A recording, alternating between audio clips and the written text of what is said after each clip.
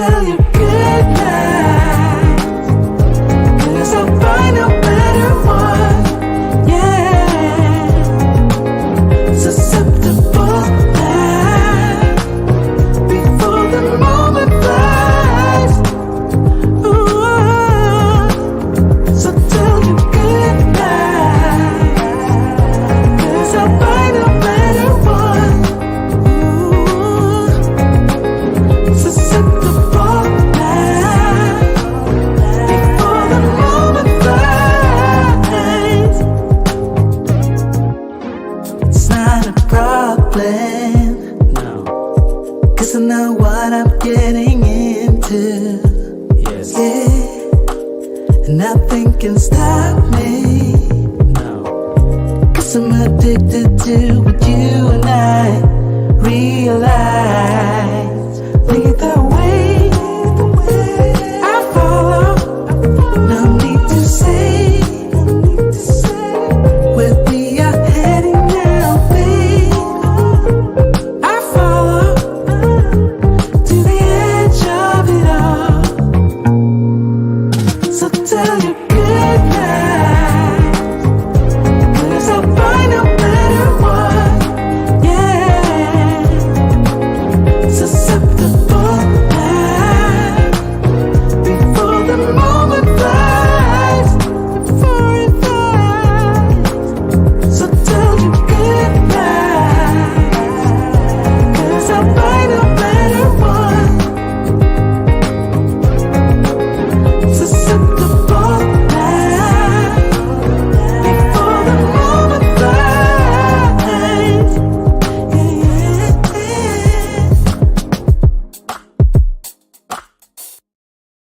Yeah, oh yeah, oh yeah. It is Sunday evening. I know we're a little later than what we normally do, but I have some things to take care of today. Glad that you guys are here in the building. We've got 18 here so far. Make sure you click that like button. We already know because Oprah is coming next. Oprah coming next. Oh yeah. Once I establish this as a place of truth, Yeah. oh yeah. Make sure you guys click that like button. I like you. Make sure that you like us too. Tonight's topic is a good one. When it comes to the passport bro movement, many people in the United States, as well as other areas of the world, in the Western world, have a complaint about the fact that we are relocating. And for many of us, not all, many of us are relocating because we are looking for more traditional lives, more traditional wives. And yet at the same time, nobody is asking the question, and we're going to ask it today. Are passport bros traditional? In other words, based off of what we're looking for when it comes to traditional women, are we willing to be the traditional men that women have always loved in the past? Just like we want those type of traditional women that represent women of the past. We don't want to have modern day women. We are against the feminist movement in the sense of that's not the type of woman we want to marry or mate, even though there's nothing wrong with being a feminist. I'll say that again for the feminists. There's nothing wrong with being a feminist, but at the end of the day, when it comes to dealing with modern women, if we don't want to deal with modern women, do traditional women in other countries have to deal with modern men? In other words, the passport bros, if we are modern men. So the question that I have for you today, guys, are you a traditional man? Were you a provider, protector, problem solver of the household and more? Or are you Mr. 50-50, the modern man, where I need help with the income and I need for her to do this and she needs to come alongside to do that? The question is, which man are you going to be? Because when you go to these other countries and you're expecting a traditional woman, guess what she's expecting from you? A traditional man. So we're going to be talking about that here today on Andre and Andrea's Love Crossing Borders. Glad that you guys made it in. The cologne of the evening is Versace Eros Flame. The Versace Eros Flame. Excellent version of Versace Eros, which is a cologne that is timeless. Is one of those colognes that you definitely want to have in your collection for a lifetime. The other bottle is a lighter blue, but the Flame, of course, is the crimson red. And so you definitely want to get a chance to get a hold of this. It's not expensive, but it is really good. You know how I have always say there are some colognes that are made for sleep and some colognes that are made for sexiness when you're going to bed. This one's definitely made for both. So you can wear this one if you're just going to sleep, and you can wear this one if you are going out to the club, partying, out and about. It's one of those year-round scents. But at the same time, if you get ready to get it on like Al Green, or like Marvin Gaye, let's get it on. You can wear this Versace Flame Eros. Shout out to you guys.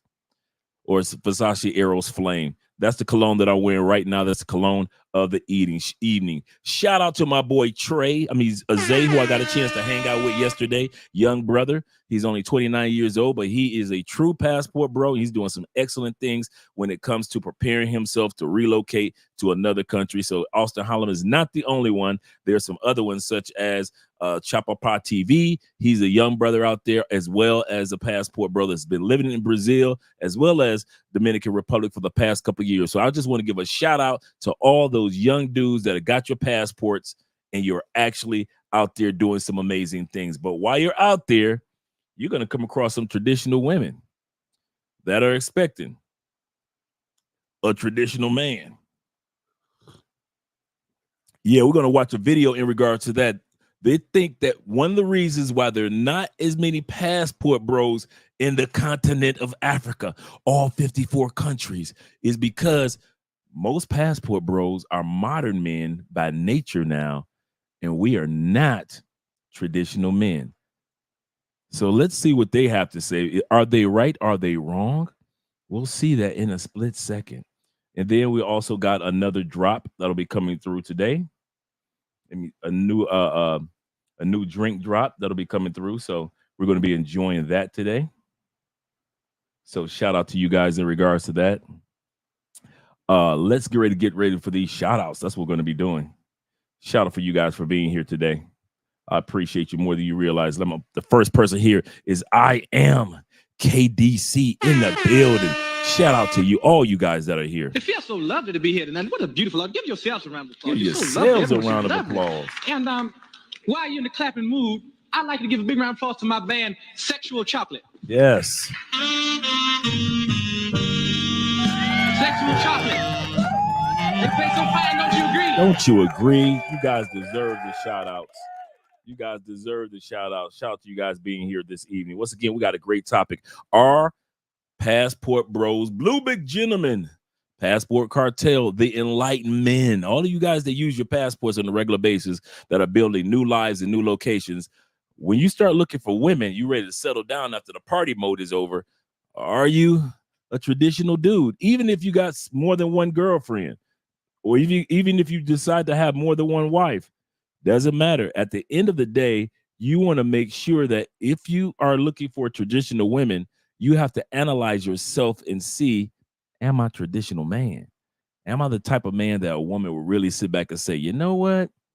I can see myself with him just like you can see yourself with her. So we're going to talk about that tonight. We're going to watch a video in regards to this. Shout out to them Canadian boys being in the building already. This guy where I was from, he said, oh, Canada. Black Nubian is in the building. So representing them Canadian boys as well as other brothers that are here. Shout out to you guys being here. And I saw you, EMB. I saw that asking me for the Spanish word of the day. I don't have a word today. I've been so busy. Bro, I went out hanging out with my man Zay last night. We had a great time, just having great food, hanging out with some good dudes, and enjoying ourselves.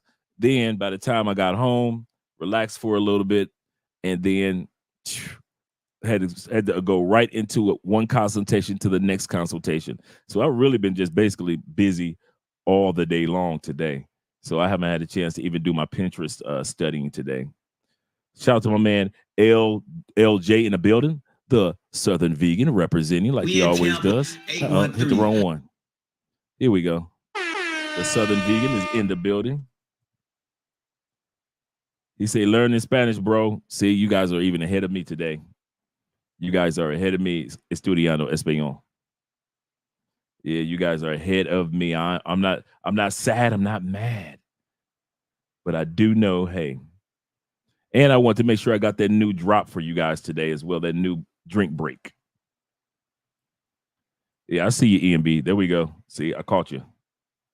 Shopper man, big brother in the building. Big brother in life. Yes, sir. He say, Dre Day, what's up, fam? Hey, listen, this is a great Sunday, man. Happy Mother's Day to all you guys, mothers that are still alive, to those of us that have lost our mothers. Happy Mother's Day to your female co-workers that are mothers. A happy Single Moms Day. Yeah, there's a lot of single moms out there. So happy Single Moms Day, as well as happy Mother's Day to all the women out there that have done some phenomenal things as far as raising your sons and daughters to be great people. Shout out to the mothers out there around the world.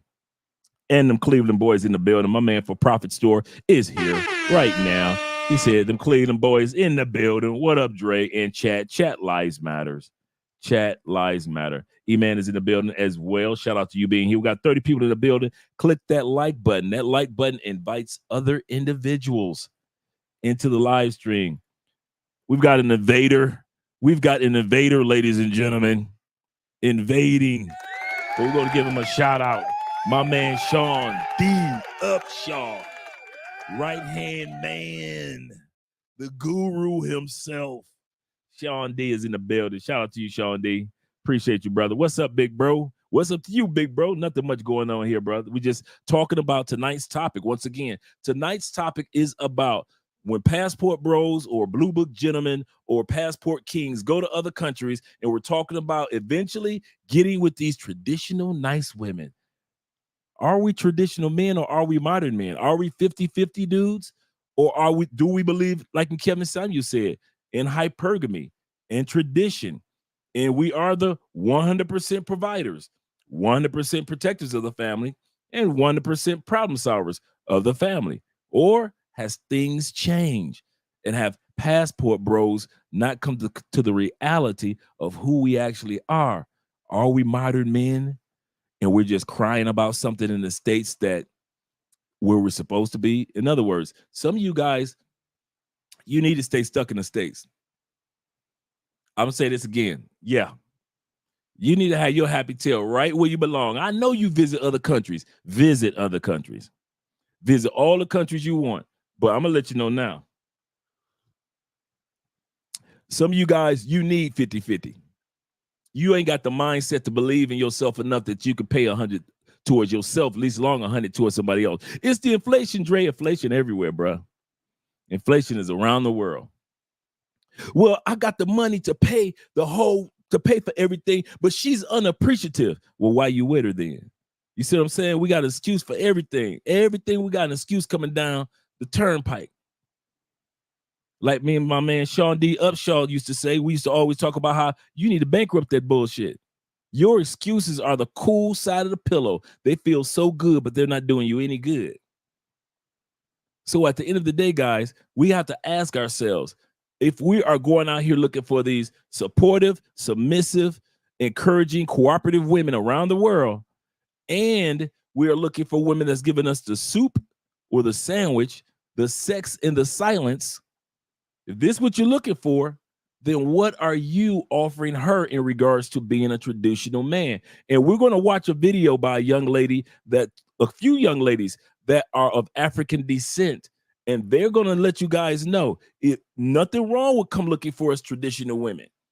They're letting you know in Africa, come on through, passport bros. We got your back. However,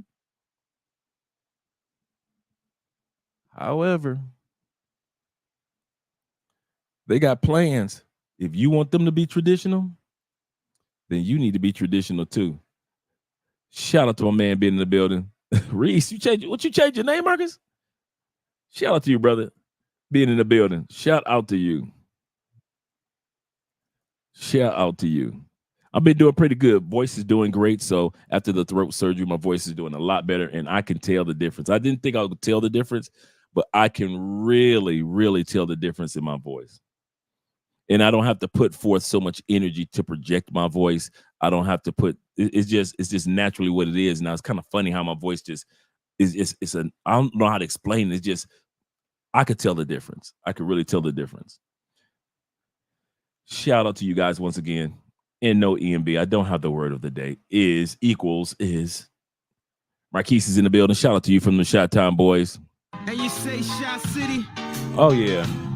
Shot City, Shot City. Coming home again. Shout out to you, brother, for being here. Shout out to you, Chicago boys. He said, Hustle Lamar is in the building. Man, I ain't see you in a minute, brother. shout out to you being here, man. All right. I'm glad that you've been here. I'm glad that you're here. I see. He said, I'll give you one. I knew you're gonna give me one. Okay, let's see. Mancanto, which would be snack in español. Me canto. Okay, I'm glad you gave me that one. Macanto. Andre just brought me some Macanto, some Mother's Day cake, some cake from the Mother's Day. They had a cake for the ladies and got her mom some nice exercise outfits and running shoes for the gym and got her a nice cake and got all the ladies in her family, got all of them gigantic bouquets of flower and everything. So it was really cool today. So yeah, it was really good. Chalupe is in the building. Shout out to you, brother, being here. Madre. Yeah, you know what? That is the Spanish word of the day, madre. Mothers. Yes, that's a good one. That's a good one. Good call, brother. Let me see if I can get this up. Oh, there we go.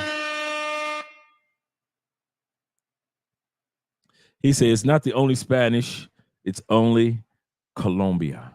Okay. He says it's also Colombia, only in Colombia. Okay, cool. Let me scroll down. We got Timothy in the building. Shout out to you, Timothy. Avengers Assemble. Yes, sir. And we got my man Black Empowerment. We're about to get started in about 2 minutes with the video. And we're gonna do a reaction to this video. Like I said, it is a video full of African women that's telling you guys from the States, come on down. There are some good women here on the continent of Africa. You got 54 countries to choose from. However, they're letting you know they are looking for traditional men, and they are not hesitant to tell you guys, come down here as a traditional man. But the question begs to be asked, are most of us traditional men? Or are we truly modern men? I want to do a survey real quick. In the comment section, if you are a traditional man, if you are a provider, protector, problem solver, you have no problem with doing that. You have no problem with hypergamy. You have no problem with not only pulling the purse strings because you got the wallet in hand. You have no problem when your woman says we need to take care of this, that, and this. Economically, you on top of that. You have no problem with focusing on economically for the future as well as for the family and well as for today. You have no problem with being the prayer warrior for the family. You have no problem with being the one that makes sure that the lights stay on in the house, as well as the fire and the flame keep going for the family. You have no problem with being a problem solver. When your wife or your kids come to you, Dad, I got a question for you. Husband, I've got a question for you. You have no problem with being in the position of a problem solver. Not all men are problem solvers, gentlemen. I'm asking you personally. You personally, put a 1 in the comment section if this is who you are. Are you a protector? Do you have the ability to not only say, I can not only physically protect a family, but also protect my wife from herself, protect my kids from themselves by way of the decisions that are made in the house? Babe, last year, remember when you went left last year, babe? This year, we're going to go right. Can you protect your wife from decisions that she may have forgotten that she made last year that weren't best for her? And so you remembered and you were able to help her make a right. Can you protect her from herself? Can you let her know, babe, I noticed that you get an attitude every time we talk about this particular topic. Why is that? Let's talk about it. Do you have those abilities? That's a traditional man. Remember, come on, guys, leave it to Beaver. Leave it to Beaver. Joan would be at home answering as many questions that she could that Beav and Wally had. Gee, Wally, we'll wait till Dad gets home. He'll have the answer. So they wait till dad gets home from working. And what did dad have time to do? Watch football? Nope. Did he get a chance to kick his feet up? No. Joan was in the kitchen. Ward, the beef has been fucking up again. Go talk to him. I'm about to whoop his little ass. Ward Cleaver, go in there and talk to your son.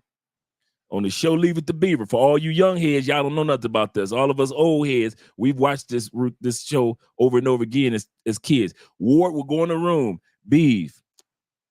Yes, Dad? What the fuck going on, boy? What are you thinking? Your mama in there mad in the kitchen? Wally? Hey, Dad, I ain't had nothing to do with it. It wasn't me. It wasn't me. It was the beef. It was the beef.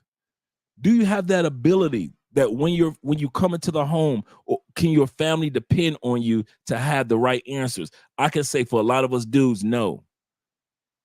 A lot of us dudes, no. Or are you let's be real, or are you a modern man? Are you a dude, you was raised by a single mom like me? Are you a dude, B, that most of your life you've been 50-50, you never provided 100% for a family? I can't say that. You don't believe in hypergamy. You believe that she always, what's she gonna do with her money? If I'm paying all the bill, what's she gonna do? What's she doing with hers? If you got one of those guys that think like that, if you one of those guys that think that, man, she need to get a degree. I need me a chick that's a doctor, or attorney. If you need your woman to be balling, nothing wrong with those things, guys. I'm going to say this again. I'm not shaming. There's nothing wrong with those things, but you might be more of a modern man. You don't believe in hypergamy. You don't believe in spoiling your woman. Like, I get her some gifts like Mother's Day, but like spoiling, like a Birkin bag? Oh, hell no. You might be more traditional. I mean, you might be more of a modern man. Nothing wrong with that. So if you find, and I'm not saying that if you're a traditional man, you're buying Birkin bags. A traditional man already knows we're not buying Birkin bags. We're buying stocks and investments, and we're buying property with that money. We're not going to spend $10,000 on a bag when we could put that on a down payment on a piece of property for you that you can manage. And I'm going to teach you how to manage something other than your purse collection, girl. That's a traditional man. A modern man would buy the Birkin bag and she ain't put nothing into it. All she had to do was spread her legs. Also, as a modern man, all you need is beauty and a big booty. That's modern man. Most modern men, all they need is some good sex, quick sex, pay-for-play sex. That's what it is. Most modern men have no problem with not having to be in a traditional man's role because he's not looking for a traditional woman. He's just looking for a woman by night. He's just looking for a private dancer, dancing for money. Do what she wants you to do. A private dancer. That's what you're looking for. See what I'm saying? That's all you're looking for. So there's no use of you saying I'm a traditional dude because you're not looking for a traditional woman. Can we be real with that? So the question I ask you guys who are not traditionally looking to get married or in a stable relationship, or you out there just having your fun, or you've been married before and you say, I ain't never getting married again, forget that, or I never be in a stable relationship, forget that. I'm going to always have me a bunch of women. I'm going to always have me a roster. If you're like that, which is nothing wrong with that, I'm saying it in all sincerity, I'm just showing the difference between the two. You might want to ask yourself, am I really a traditional dude or am I a modern dude? I don't want to have a wife again. I don't want to have a solid girlfriend again. I want girlfriends, plural. And I might even in traditional atmospheres around the world, there are many traditional atmospheres where the man had more than one wife. But yet he still had to be the problem solver, provider, and protector, even if he had more than one wife. I know one brother that I knew, man, he had the funniest boy. You want to hear some funny stories, man? This brother, he said, man, I blew up in Africa. He said, because he said, I'm from Chicago. And he said, how I blew up in Africa, I was selling burglar alarms to schools around Africa. He said, and I was making, he said, I got major contracts. He said, man, I had 3 wives. He said, I built a compound. He was the one that taught me that in many parts of Africa, people don't work for you and then go home. No, they work for you and they still live on your land. So you got to have a place for your employees to live. Almost like old school ranches. You don't send them away. The old school ranch, you had a ranch house for the hands, for the guys that work for you. So it still is in many parts of Africa. You don't send people away to go home after work hours. They actually go to the private house that you built for your servants or the people that work for you. So he said, I got 3 wives. I got all these people that work for me. He said, I got 1 monkey. He said, it ain't nothing like having monkeys just tearing up your office. He said, my wives, he said, I had a problem. He said, all my wives loved each other more than they loved me. He said, I had a big problem. He said, I was providing everything. He said, but they liked me, but they ain't loved me. They made love to me. He said, but the way that they talk to each other and communicate with each other and laughed and giggled with each other and went shopping with each other and hung out with each other and enjoyed each other's company. He said, they never act like that with me. So all you guys that say, I want me 2 or 3 wives, okay, you better hope both of them don't become the best of friends. All 3 of them don't become best of friends like my boy's situation. He said, it was buddies, man. I would walk in the room and everybody get quiet like, here he come. Girl, did you smell his breath yesterday? I smelled it. So, yeah. Yeah. So I'm going to look at this survey. Are you a traditional man? Put 1 in the comment section.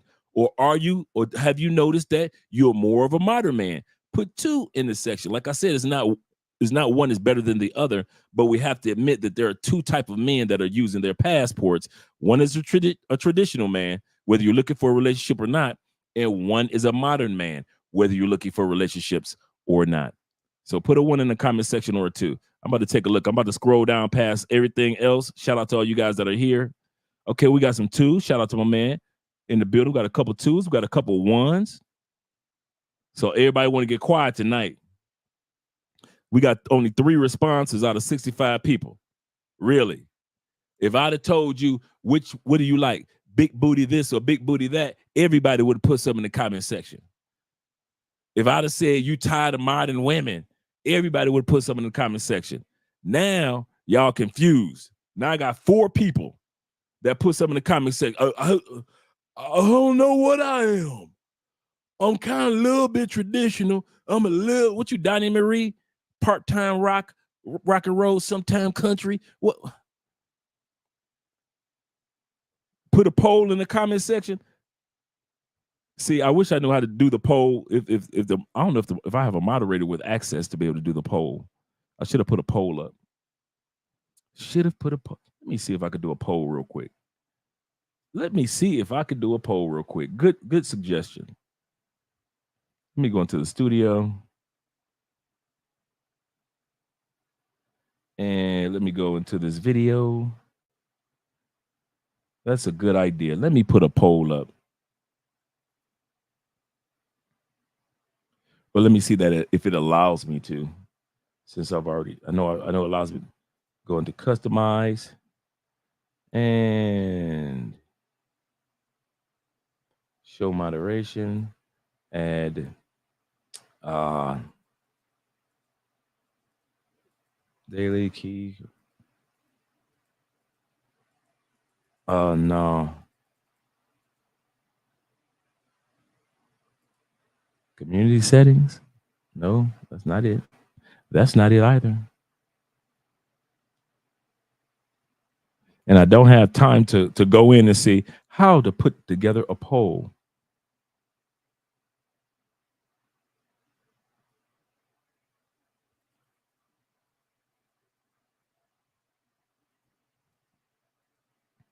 And I'm in customization. I'm into the settings already. Let me see. Promotion.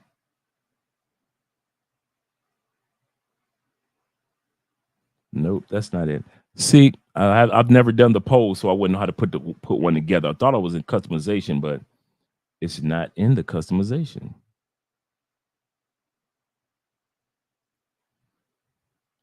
And let me go here.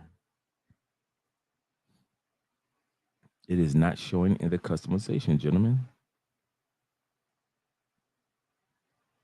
Let me go into settings.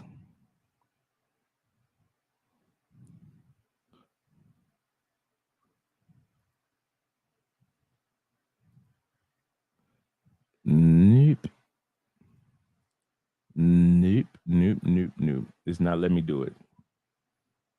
But for right now, we'll just do it the easy way. Just put a 1 or a 2 in the comment section for right now, and then I'll after this live stream, I got some emails I need to send out. But after this live stream, I'm going to watch a video on how to do YouTube polls.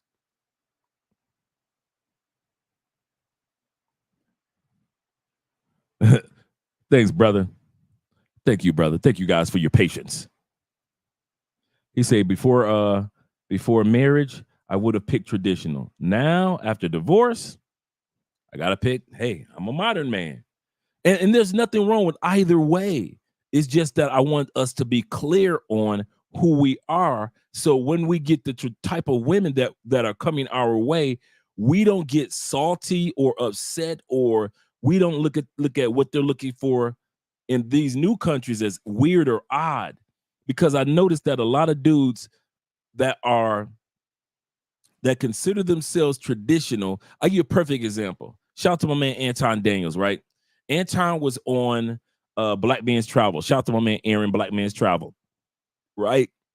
And Aaron was describing dowry in the Middle East and in other countries, right? You know, where you pay a dowry because out of appreciation, out of loving appreciation for what the family had done when it came to raising such a good daughter. The dowry could be monetary, it could be animals, it could be land, it could be a home, right?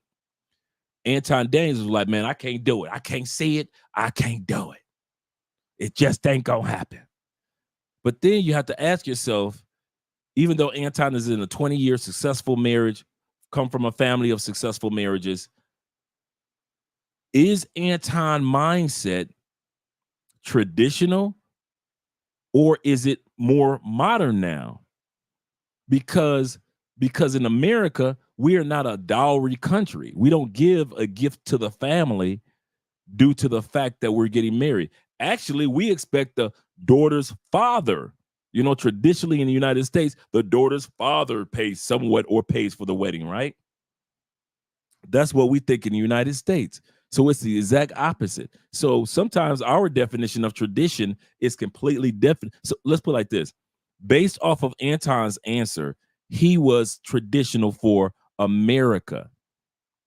As long as Anton Daniels and men that think like him, and I'm not saying this in a negative way, live the traditional methods that work well in the United States, their mindset won't transfer to other countries for the most part.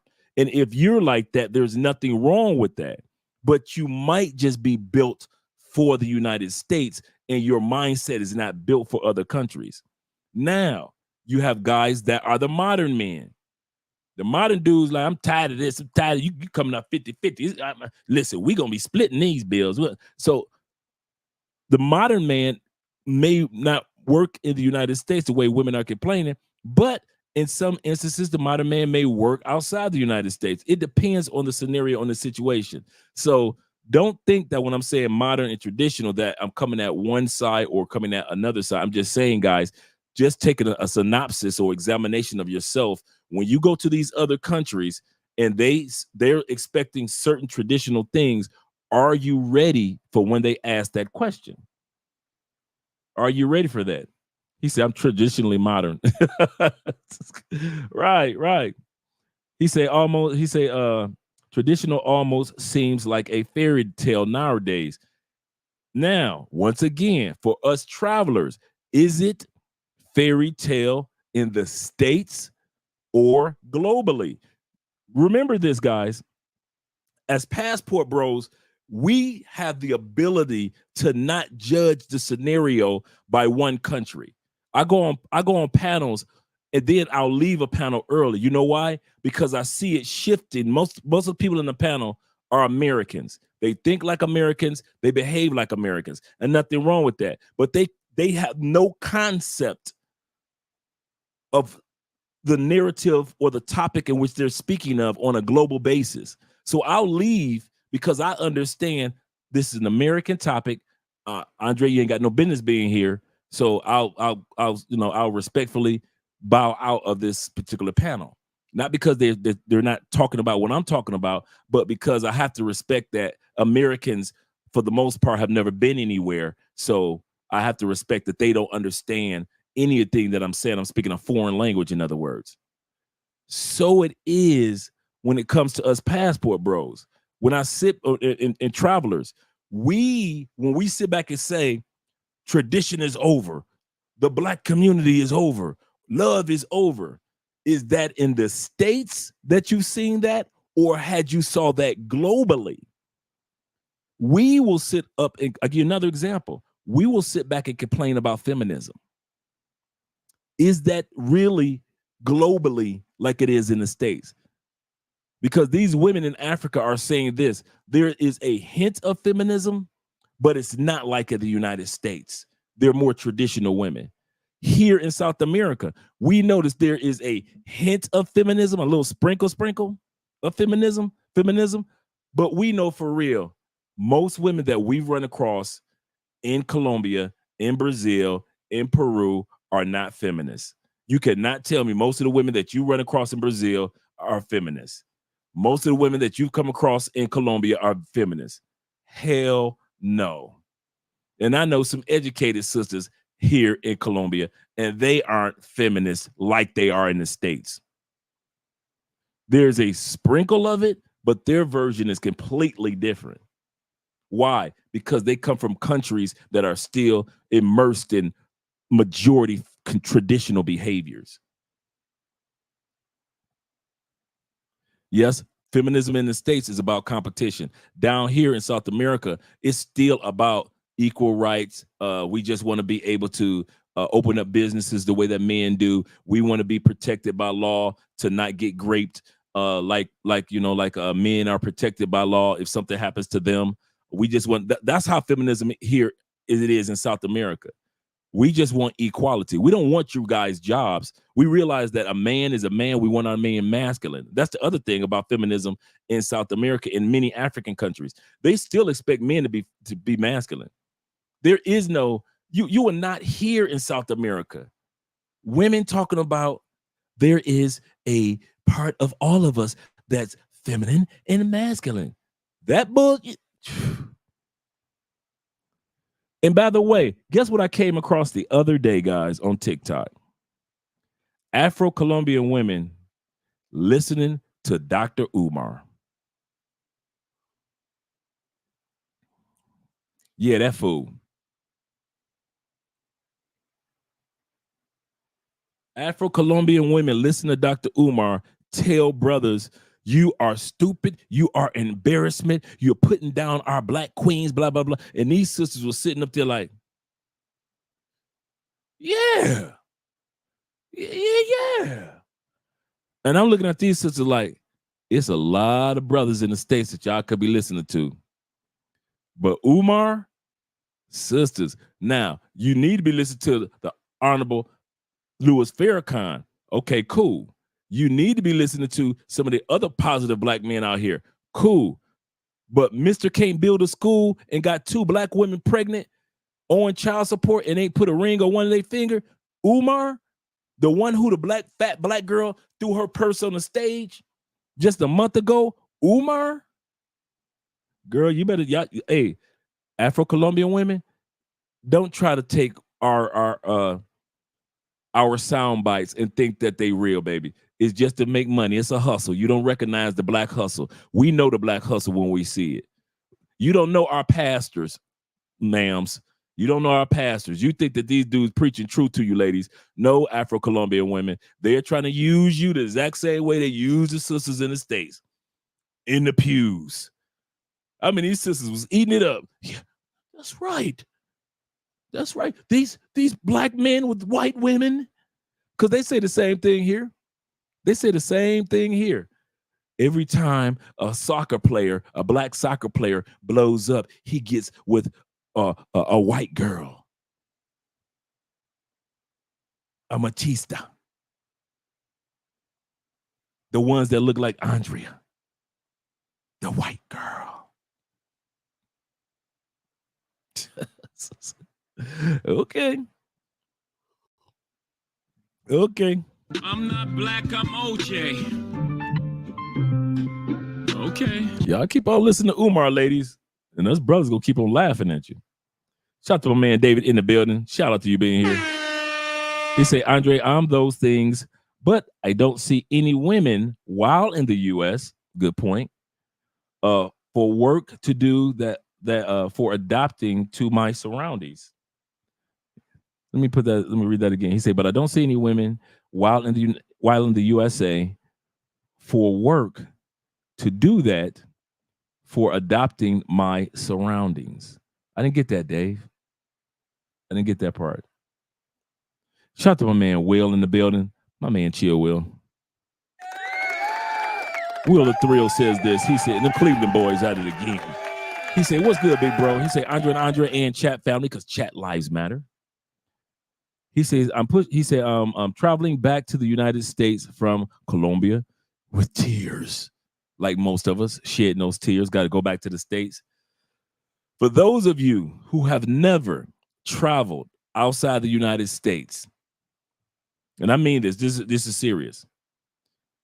And I don't mean Mexico, and I don't mean Canada, and I don't mean a dang cruise, and I love all those areas. I'm talking about you really got a real stamp, real tattoo on your passport. You will never understand the woe and sadness that a person goes through when they got to go back to the United States.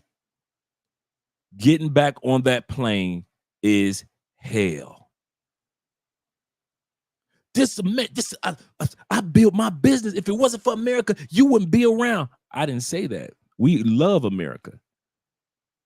But in comparison to what we just experienced in other countries, as far as the care, the camaraderie, the peace, the femininity, the wonderment and beauty that we see in other countries, if you've never been to another country, you ain't gonna understand what I'm talking about. What am I trying to say? Men, women, get your passports and go somewhere. I don't have time. You don't have time not to. I'm going to say this again.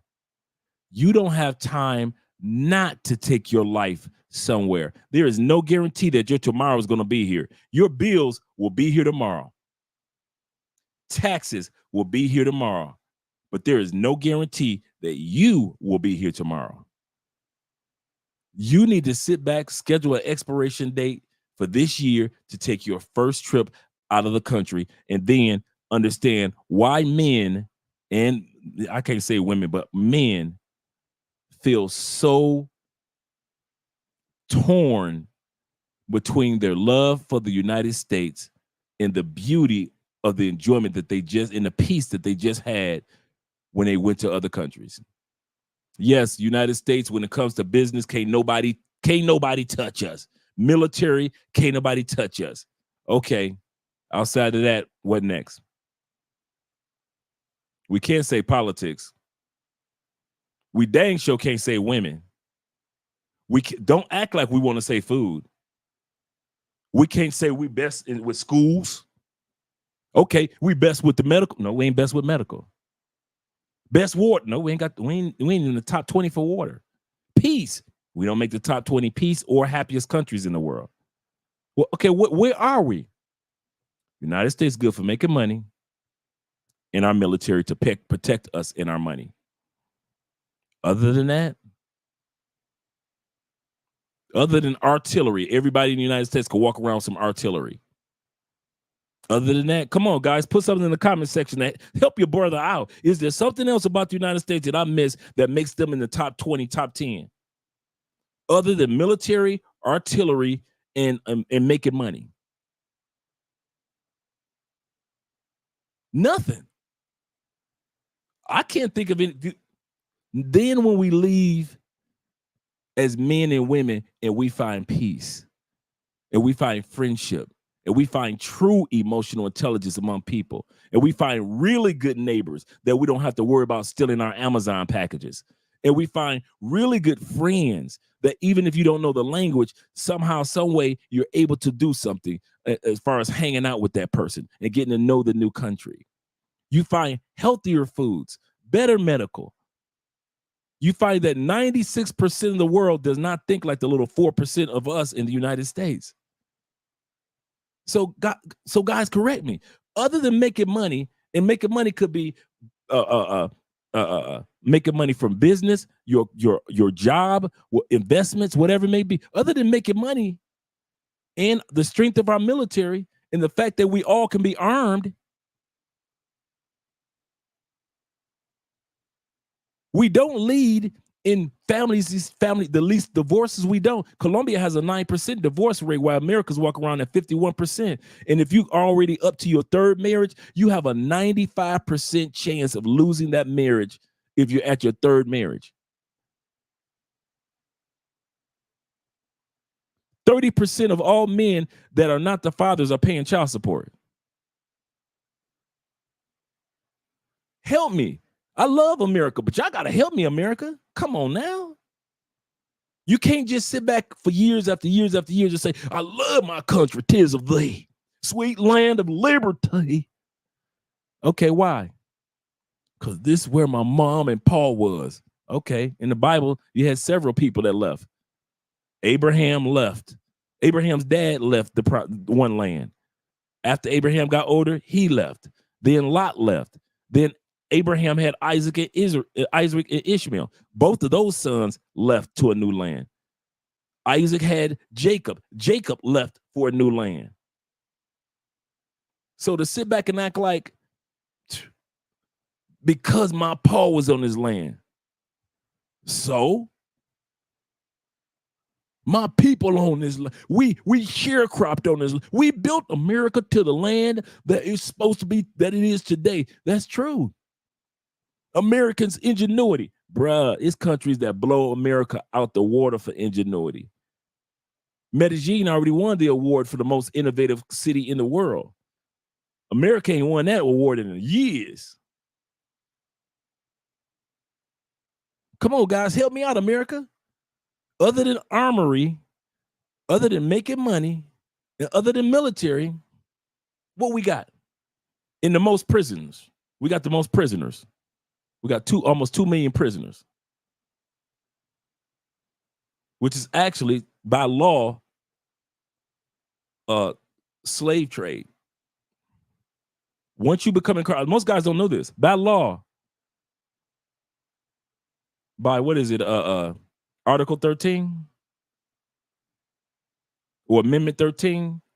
By law, you officially become a slave again. Once incarcerated in the United States, that's never changed.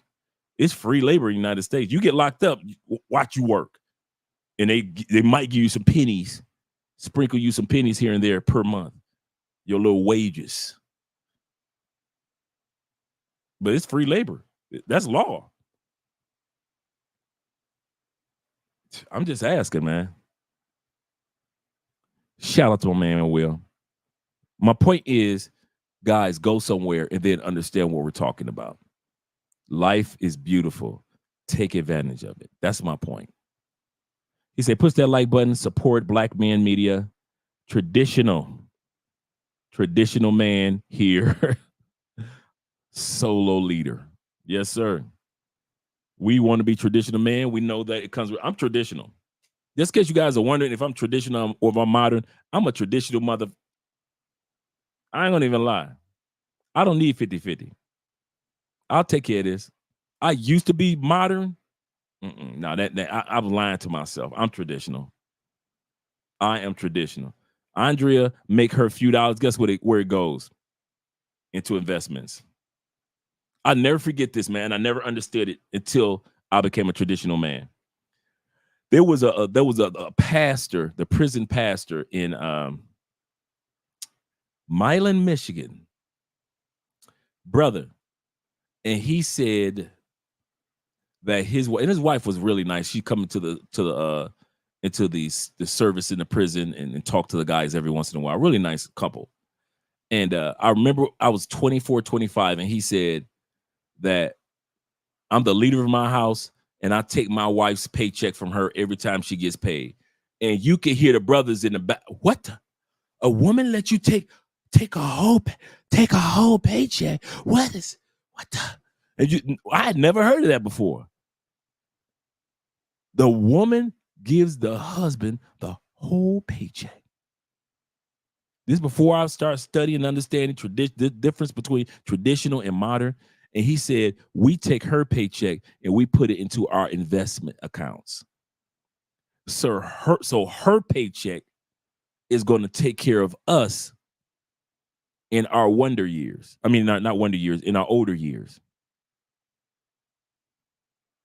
My paycheck takes care of everything else. He say, we both have access to, he say, so she can't go in and just take the money. I can't go in and just take the money. We both have to be able to sign off on the money before anything comes out of those investments. And every single paycheck that she gets, that she makes, if she makes $60,000 a year, $60,000 is going towards investments. Do you know how much money this couple probably has by now? Do you know how much money this company, I mean, this couple, if the wife was just putting $40,000 a year of her money into just investment accounts for the last 20 years, all you guys that are into investments, you already know that's a lot of money stacked up over 20 years. And all he had to do was pay the bill. That's what we do in this house. Man, when I heard that, I was like, oh yeah, that's what we doing. Oh yeah, just in case you wonder what Andre does with her little paycheck. Oh yeah. I don't care if it's in Colombian pesos. It's going into investments, bro. Yeah. It's going into investments. I can relate to that traditional man. Shout out to that. My man Timothy in the building. Timothy says, fragrance now. He said, rave now. Just got it. A very subtle. Mixed. He said, I mixed it with Club Day the Wheat. Intense, man. Yes, sir. He said, and very complimented. He said, very strong compliment. I smell pineapple. Yes, sir. Yes, sir. Let me see if I got that rave now sitting here right now. Yep. Yes, I do. The rave now pineapple cologne is rave on that side. You see rave. Then you turn around and it says now on Amazon, maybe like 25, 30 bucks.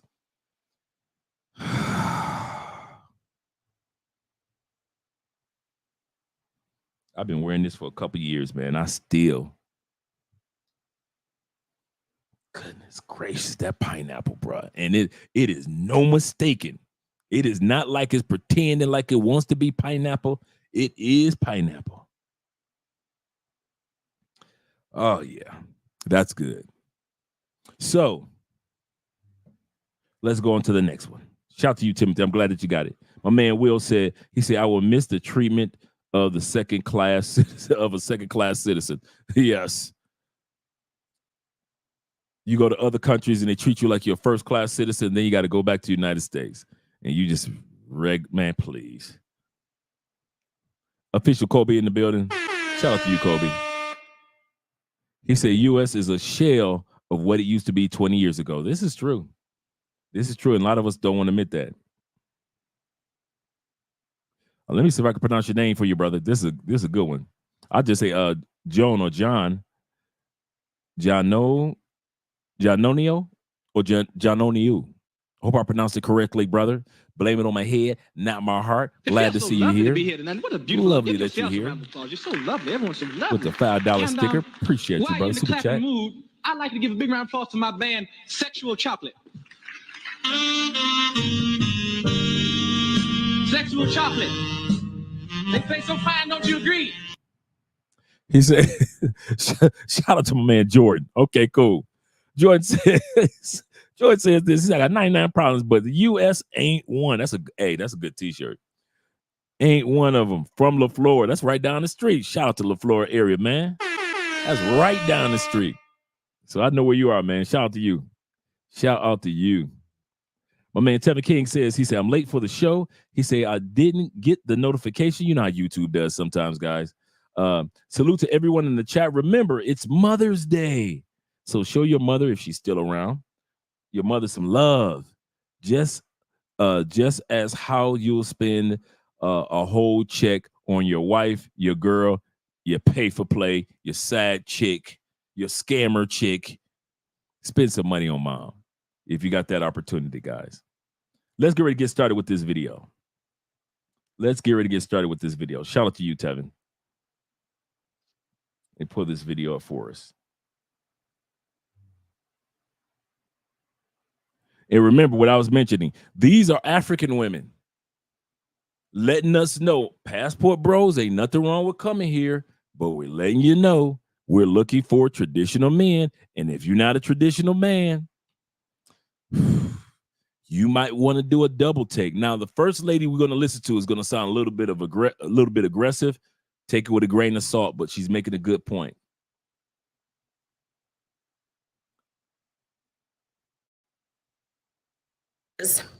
Before a man goes to take the daughter to marry a woman, he has to pay the family a dowry, an appreciation. And dowry can go from money to cows and goats to even building the girl's family a house. Yes. And it's all to show appreciation to the family of the girl that thank you so much for raising such a beautiful and wonderful woman who's going to be the mother of my kids.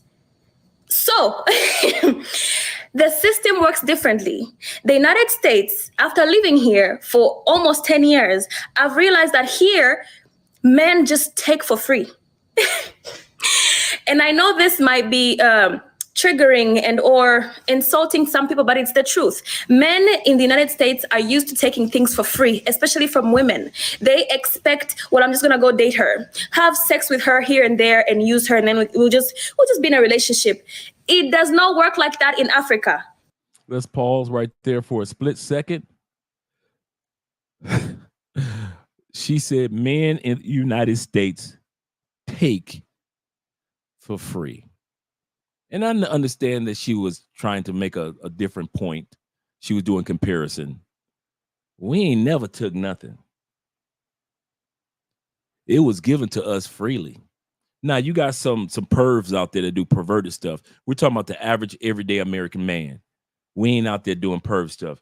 Y'all giving up that coochie for free. Free 99. My man Ronald says, he said, I don't know. He said, what men she talking about, but men ain't getting nothing for free. Absolutely correct. Those expensive dates, see, Miss Africa, where you talking about building houses and dowry, that money that we would spend on dowry, once again, that money we would spend on dowry, they want on dates, Miss Africa. They want $400 dates, Miss Africa. I ain't about to sit up here and spend $400 on a date and then give your dad $20,000 for some cows and some sheep. Oh, Miss Africa, you don't want to talk about how they coochie blew out. How they got they backs is bent over like old racehorses, like an old mule with that arch in it. And you ever see one of them old horses? They got the arch that go down in their back like. Yeah, you got women in the States, they only 26 years old or 36 years old or 46 years old, and they got an arch in their back from their back being blew out so much. I'm supposed to pay $20,000 for that? See, in Africa, at least y'all tried to keep some form of innocence about you. Some of y'all. So I'm supposed to pay all these expensive dates. I'm supposed to buy Birkin bags and at the same time give your daddy $20,000. But Miss Africa, you didn't tell the fact that she was giving that coochie away to Riri, Ray, Nook, Keith, them absolutely free, but then come to me and expect me to pay. But Keith and them didn't even have to pay for a condom. I'm going to say that again. You expect me to pay, Miss Africa, for American women when Keith didn't even have to pay for a condom. Keith put a baby in her. Anytime you see a dude just bust up in a chick and she get pregnant and he ain't a no good dude, not most men aren't like that. But we talking about Pookie's in them. That means Pookie didn't even come out with the money for a condom, but you expect me to come out with the money as a stepdad. What Miss Africa, you ain't talking about that part. You're not talking about that part, Miss Africa. So yes, in Africa, there is a dowry, but in Africa also, there's an expectation of the quality of woman that man is getting. And if he's not getting that, if there's a lie that's found, that man could come after the father for that dowry. I gave you $20,000. This woman not a virgin, not even in her booty. Even her booty ain't a virgin. No, I gave you $20,000 and she give firehead. Wait a minute. She ain't supposed to be giving firehead at 22. We need to go to court about this, kind sir. I appreciate the firehead, but she's supposed to be innocent. She just giving me sloppy. She giving me the good look. I paid $20,000 dowry for a woman that didn't know how to give the good yet. So she don't want to talk about that. In other words, there's a certain quality and characteristics of the women or certain women in Africa, not all women, because we know not all women are the same, but there are certain characteristics that husband says, if I'm paying this dowry towards the father as a gift, the gift of the quality of wife that he's given me must match the investment that I'm getting towards the family, towards the father of appreciation. How many of us, okay, let's be real. How many of us will pay a dowry for most of the women in the United States? Put 0 in the comment if you would pay a dowry. Put 1 if you would pay a dowry. I'm going to say this again. Put 0 if you would not pay a dowry for most of the women in the United States. Put 1 in the comment section if you would pay a dowry for some of the women in the United States. I'm 0. I'm about to put a 0 in the comment now. I ain't paying nothing for most of the women in the United States. That is not happening. That is not happening. That's what the women don't want to talk about. The fact that these women have subjected their bodies to such punishment. Man, these women treat their bodies like their bodies is the NFL draft. Everybody could come. They treat their bodies like the NFL combine. Everybody could come. Everybody running up and down and in and out of her. And then you expect me to pay a dowry? These men in the United States think that they get everything free.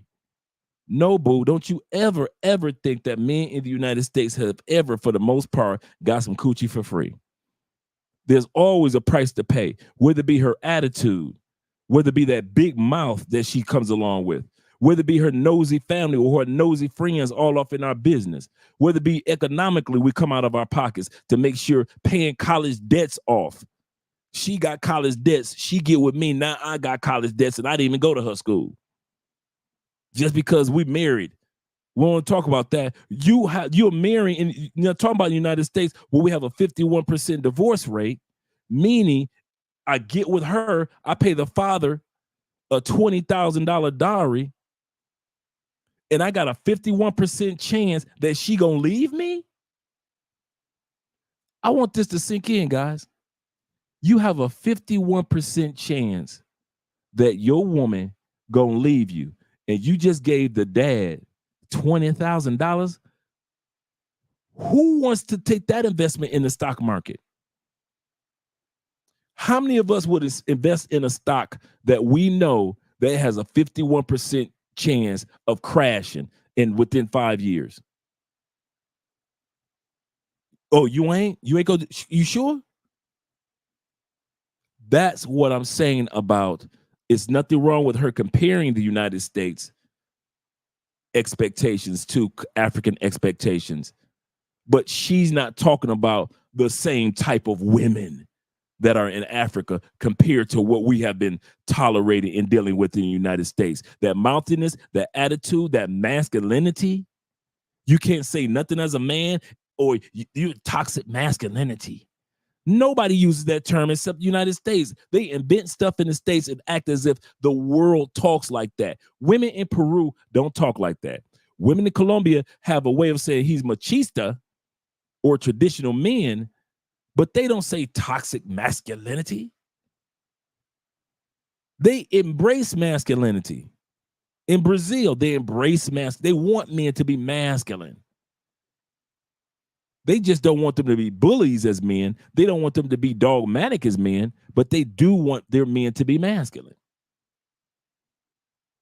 So don't compare what we do as American men to men in Africa, because men in Africa, for the most part, might be getting, I said the word might be getting a better quality of woman compared to what we traditionally get in the United States. Let's get back to the video.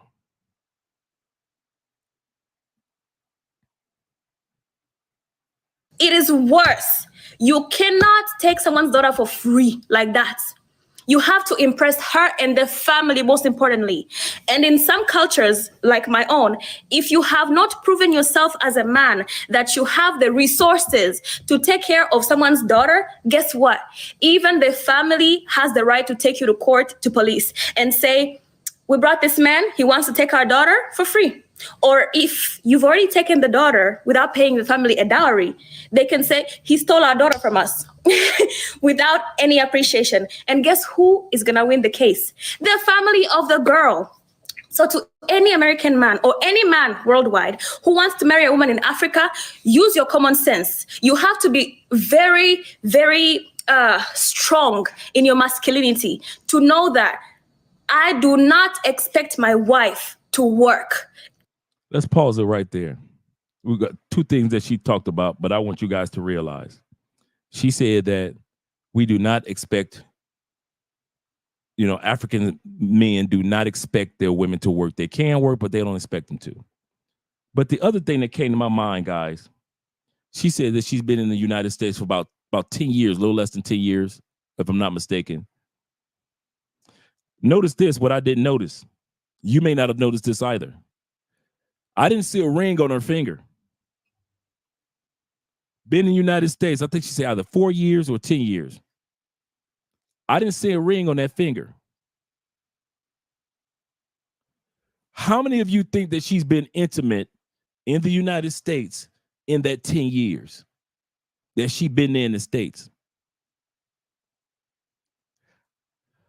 In other words, did Pookie get that coochie while she talking? Has Pookie gotten that coochie since she been in the States, let's say 4 years, or ain't nobody got it? She's keeping it innocent like she would back in Africa.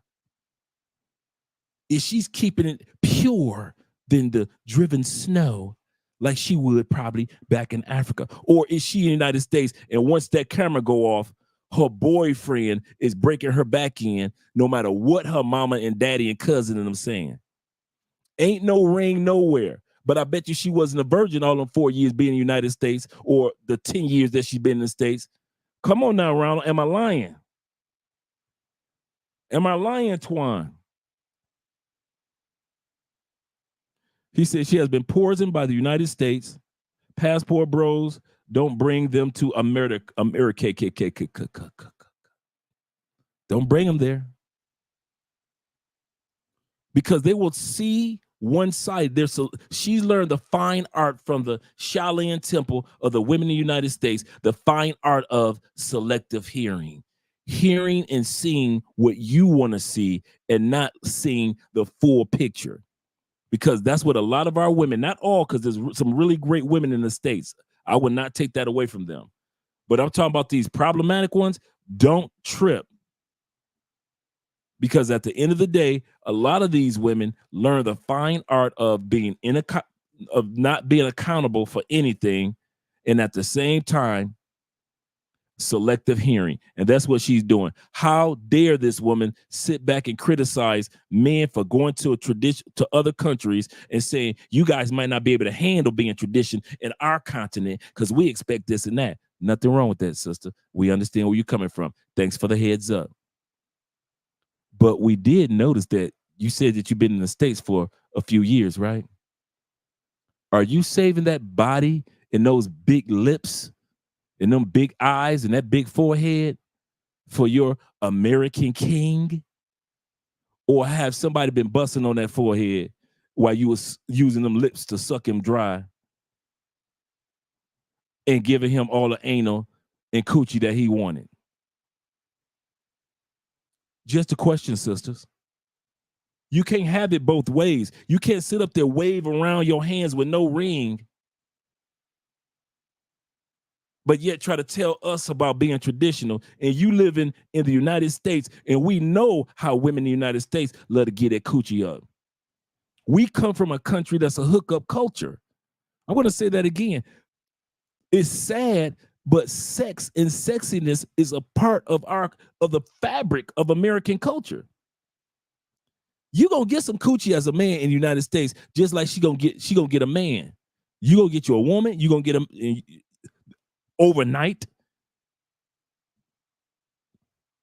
and she gonna get that man overnight. So you gonna get that. But at the end of the day, dude, don't sit back and try to criticize men who want to go to other countries and find traditional wives. When you go to the United States, you become one of them. And now the arch in your back is like an old horse too. Now you got the old horse, the mule arch in your back. And you got the audacity to talk about going to another country and watch your back in regards to how you can't carry yourself traditionally. Well, we could say this to you. You are definitely a traditional woman in the United States, the new one. Anybody can knock it up. Anybody can beat it up, in other words. The Patreon link is at the top of the chat. For real, for real. He said, a lot of African women come to the States and act like American women. They worship it. One of the things that I could say that we're naive of as Americans, being America, and I'm not what I'm about to say is not egotistical. I love the United States, but I can't stand a person that worship our country. I can't stand that. People talk about our country like it's the next best thing to heaven, and we know that it's not. We know that we work hard for what we acquire. We know we put in the hours, the efforts, the strain and the stress to make the United States what it has been and what it will continue to be. So when other countries make it seem like you could just land in America and all loveliness will unfold, I can't stand when people worship our country like that. I can't stand U.S. worshipers. I can't stand that stuff. Some of you guys may sit back and say, oh, it is what it is. For me, I can't stand it. When people sit up there and they don't get their visa and they cry like, oh my God, I get my visa. Oh my God, I can't believe what the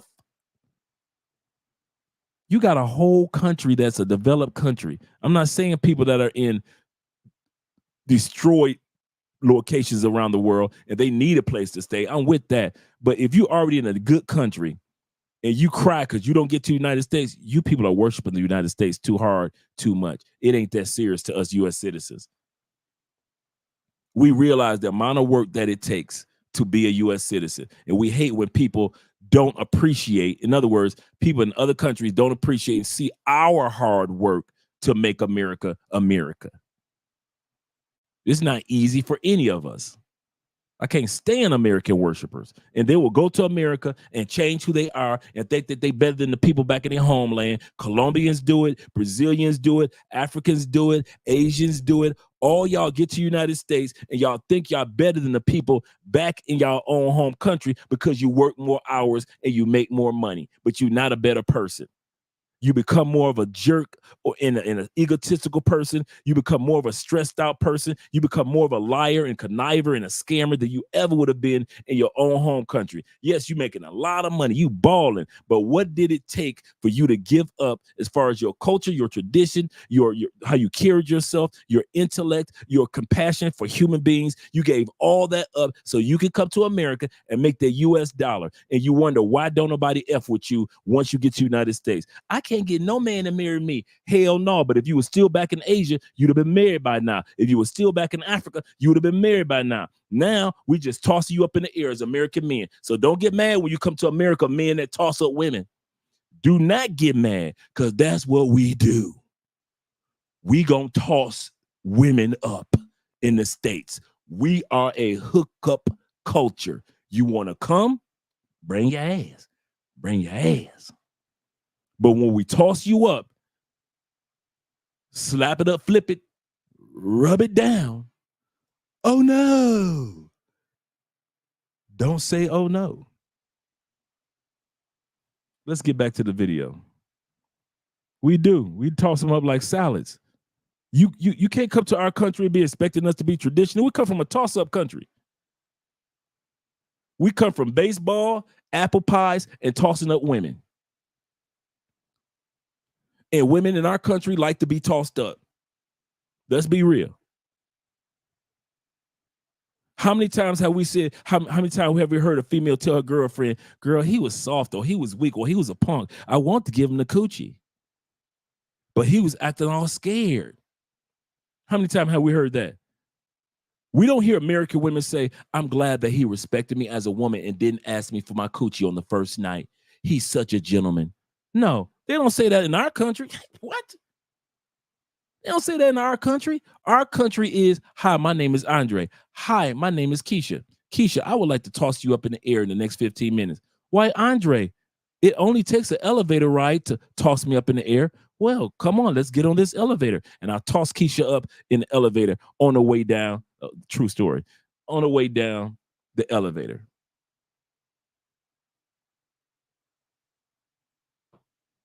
That's the United States for men and women. Women will go on social media and say and talk as if sex is gross, knowing that they love it just as much as we do. They love it just as much as we do.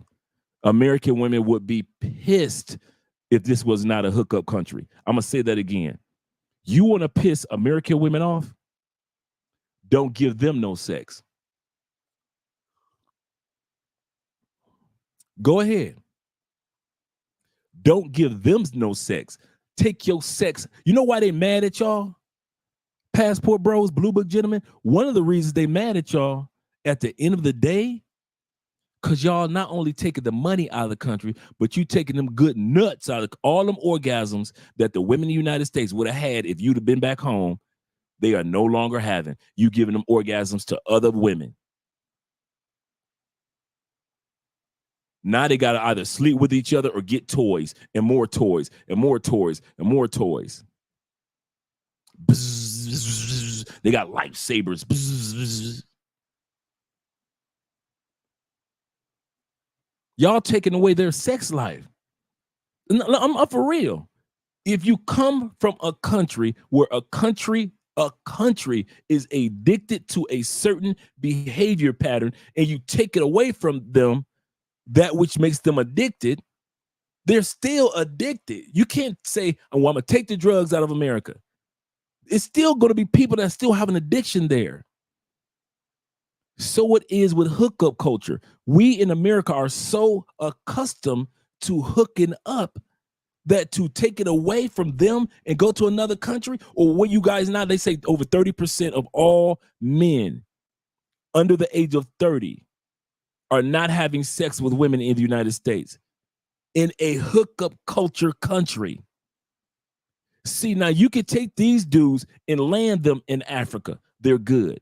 You could take those dudes and land them in Colombia. They're good. Parts of Asia, they're good. Why? Because there are certain countries that's not conducive to hooking up immediately anyway. So since the 30% of dudes is not having sex under 30, those dudes They jail well in certain cultures, but not in the United States. You don't. Why? Women are used to throwing it at you. And notice the more, come on, guys, us players and ex-players, the more coochie you get, the more coochie get thrown at you. That's the rules of the United States. The more sex they may complain that you cheated on everybody that you ever been with, but they will still toss coochies your way on a regular. On a regular. It's such a hookup culture. What do we do as men when we break up? We done broke up with a female. We've been with her for 5 years. LaWanda done hurt my feelings. It's over. I love LaWanda with her big booty. What do we say in the United States to get over LaWanda and her big booty? Go get another big booty. Go smash 3, 4, 5, 6 other chicks. That's what they tell us as a man, don't they? They don't say, go get counseling, bruh. Go take a knitting class.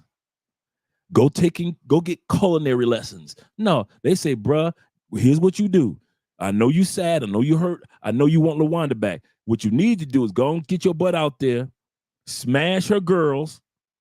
Come on now. That would be me. Oh, LaWanda getting her. Oh, yeah, that's Dre all day. Oh, that's Dre all day. Thus saith the quote. Thus saith the quote coming from Iman. Yes, sir. That's Dre all day. I'm running through the herd of friends. All the ones that was giving me that glance, they gonna be looking up at me. Oh, yes, they would be looking up at me. Don't be giving me that glance all 5 years when I was with LaWanda, and now I ain't with LaWanda no more. Oh, you gonna be looking up at me, baby. Oh, yes, you will. Oh, yes, you will, baby boo. Because why? Because I was raised and I am part of a hookup culture, no matter what race, color, creed. And that's why it's so hard for many individuals to focus on their spirituality in the United States, whether it be Christian, Muslim, Buddhist, Jew, whatever your religion is, because you are raised in a sexually amplified country. We're not the only ones, but what I'm saying is we are part of the ones. So when this sister tried to sit up here, try to criticize brothers, I noticed wasn't no ring on her finger, but I bet you was some dick in her bed. Bet that. I bet you was a big waiting for her in her bed when she got done with that live stream. I bet you she using them lips to give fire skull. She wasn't them sucking from the back type of chicks. And got the audacity to tell passport bros, by the way, when you get to our country, when you came to our country, you know you're going to be throwing that coochie out, right? Somebody should gave her a warning label on when you come to the United States. Oh, by the way, innocent African sister? Yeah, all you innocent Africans, any African sisters, oh, we're all African. Any innocent African sisters here? We're all innocent. Okay, cool. Any of y'all coming to the United States? Yes, we're here to go to the United States. Okay, you. All y'all gonna get tossed up within the first month when y'all get to the States. Me? I'm saving myself for marriage. Yeah, like I said, when you get to the States, ma'am, you two in the back, yeah, y'all getting tossed up too. You look and y'all got them big African booties and them hips. Yeah, y'all getting tossed up too. Yeah, you over there just hiding. You might as well stand up, girl. They gonna really toss you up. You wear glasses and you got a big butt. You know, American men love women with glasses. So yeah, you got your glasses on. Stand up, girl. You getting tossed up. You getting tossed up. Y'all twins. Oh, both y'all getting tossed up. And you better hope one American man will toss y'all up at the same time. It's going to be two sisters eating each other coochies. So at the end of the day, yes, y'all getting tossed up when you get to the United States. But it's the land of opportunity. Yes, we're going to give you opportunity. It's the land of military protection. Yes, we will protect you by way of military. Yes, we will. It's the land where you can have your own artillery. Yes, we will teach you how to protect yourself, ladies, with your own artillery. Yes, we will. But we gonna toss that ass up, girl. Don't think us American men ain't go. Come on, cross. I dare you. Soon as you cross either Texas, Florida, New York, you getting tossed up. So don't criticize what men in the United States are doing in other countries when you done brought your good coochie butt Good African coochie? Brother, I know how good African coochie is. Brother, if you ain't had no African coochie, bruh, if you ain't had no African coochie, I'm talking about from Egypt, Morocco, all the way down to South Africa. Bro, y'all got to get some African coochie in your life. Oh, I ain't gonna even lie. You know how I know about African coochie? Because I tossed it up. They came over tossing it up. All that inhibitions they treat you, African women, they treat the United States, not all African women, but many and most, once they get to the United States and they don't have to be innocent no more, they're not in their country waiting on a dowry. They're like, wait a minute, ain't nobody gonna pay my daddy $20,000 for this coochie? So ain't nobody in the United States gonna buy this coochie now I'm here? They give that coochie away free 99 plus tax. They give that coochie away free 99 plus tax. Man, I done ran through women, man, that in their own country, they knew better to be having sex the way that they do. They knew better. They knew if they was back home in their home country, they would not be smashing the way that they do. You know in your country, you wouldn't be doing DP. Nah, you all doing D. You nasty girl. You nasty. You got me putting toys in your booty and I'm all up in the front. Girl, you nasty. And you doing it with an accent. You wrong. And then you want to come on YouTube and criticize. And you think us men who are American men don't know what you doing off camera. You cannot tell me that for 4 years or 10 years or whatever she said that she was here, and I know I'm riding this one out, but she cannot tell us for 10 years when she was here that she's been in America that ain't nobody ran through that. A. B. She ain't had no quickie with nobody. C. She ain't backtracked on nobody. You know how women backtrack. Women are like this. They either gonna go for the new dude or the dude from the past. Usually the dude from the past got a chance to get. Dude, how many times have you had a woman from the States call you from out of the blue just because you were the familiar sex? I don't want a relationship with you. I don't want to be with you. I don't even like you. I just want you to come over and beat this up.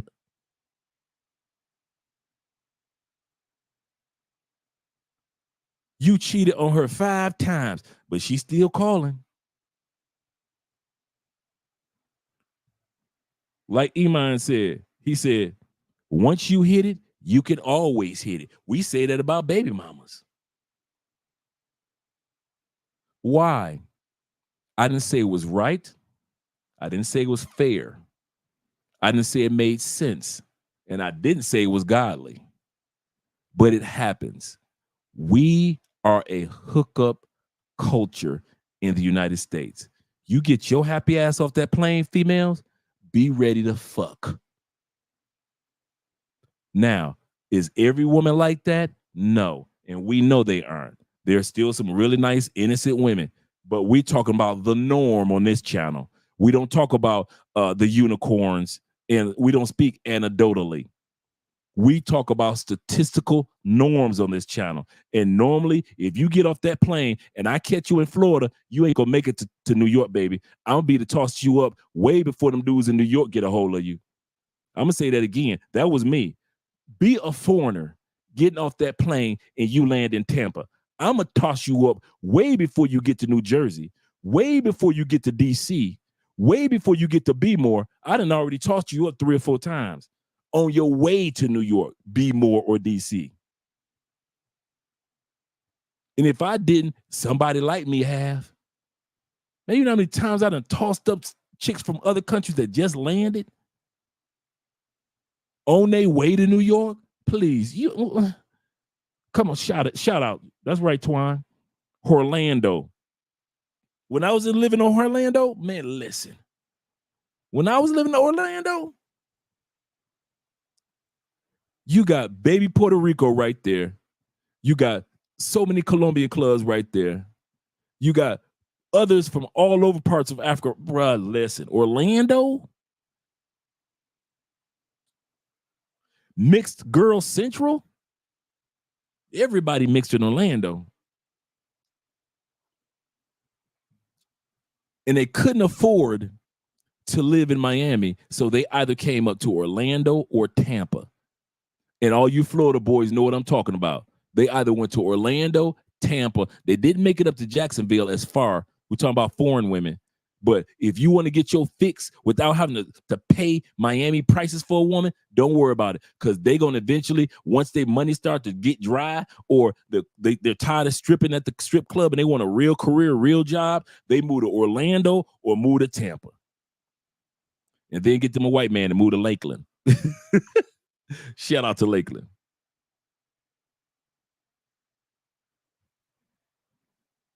Yeah. Oh, yeah. They don't make it. Yeah. What? Man, the women that y'all get in New York, we done already tossed them up in Florida. You better believe that. She done already been ran through, bruh. Fresh off the boat, she done been ran through by Florida boys. It don't matter what color, race, color, creed. I don't care if he a Florida boy coming from the Everglades with a straw in his hat and an alligator boots. I don't care if he a Florida boy that owns a mansion in a club. I don't care if he's a Florida boy that works at the college or a Florida boy that's going to college. Florida, if she get off that plane in Florida, she ain't gonna make it a month. She ain't gonna make it. What? Man, do you know how many foreign exchange students Florida dudes go through? Man, y'all sleep Florida and Texas. They getting tossed up. Okay, there's a difference between being a Venezuela trying to make it through the river and make it over through Texas. I made it. And the Venezuelans that come directly flying in to Florida. There's a big difference. And she gonna get tossed up. She gonna get tossed up to Texas on her way to Oklahoma. Talking about I'm on my way to California. Yeah, you gonna get tossed up before you get to Cali. Bet that. Where you going to? Phoenix? Let me toss you up real quick before you leave Texas. Man, please, these foreign women they got y'all food. They ain't got me food. See, one thing that taught me about foreign women, Florida. Man, you know how many women I done ran through with broken English? Man, them Florida boys are not to be trusted. Not to be trusted. Trigger City, let's get it. Them Tampa boys. We in Tampa, 813. Trigger City, let's get it. Don't trust them Florida boys. I'm telling you.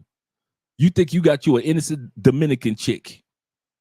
If she didn't come straight to New York and she came through Florida, don't worry about it, bro. We done ran through her already. She is not innocent. No, Florida boys do not let you slide through that state like that. You could be a big girl, but you come from another country and you got a pretty face and you just happen to be big, but you got a small waist. You gonna get tossed up. You too big, girl. You gonna get tossed up in Florida. Sorry, baby. You ain't gonna be able to bring that thickness to Atlanta yet. That thickness ain't gonna make it to Atlanta first. It's gonna be what?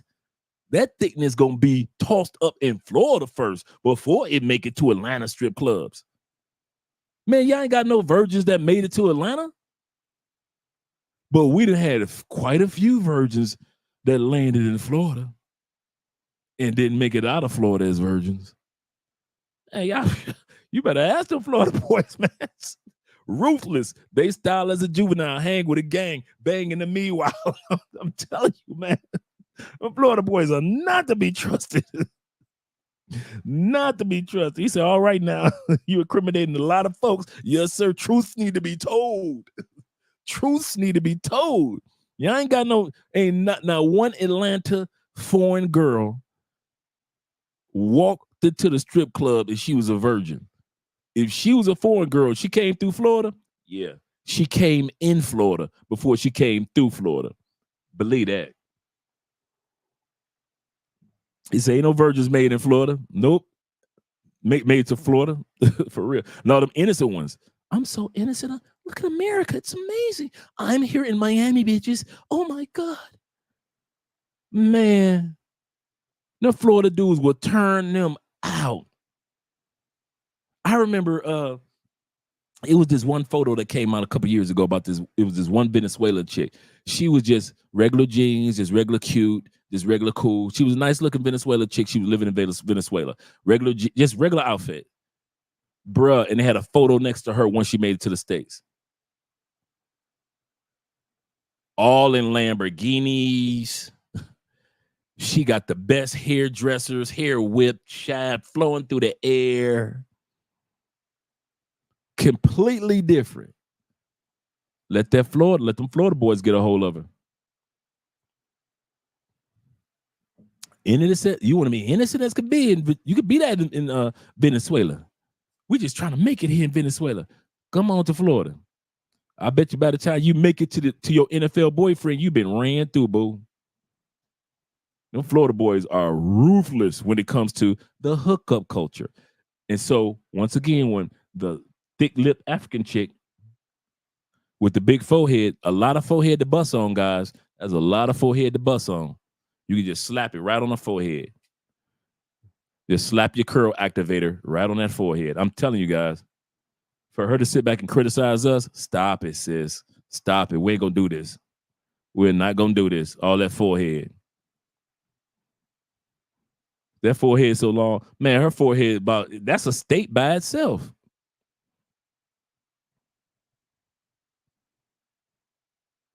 Somebody lied to her as a baby and said, you going to grow into it. Girl, you don't never need to pull your hair back. You should be wearing bangs for life. Like, listen, I'm going to just cut these bangs right here. I'm just wear bangs from now on. Do not be like Tyra Banks, girl. You cannot pull that off. You don't look like Tyra. Goodness gracious. We know what your skull going to look like before you pass on. We know what your skull look like. Goodness gracious. You got a lot on your mind. I see you were ahead of the class. Which headquarters do you work for? Goodness gracious. Man, she ain't had to do that to herself. She want to come on here criticizing brothers. Like, girl, really? When you go to our country, you need to do that. Well, when you come to our country, you getting tossed up.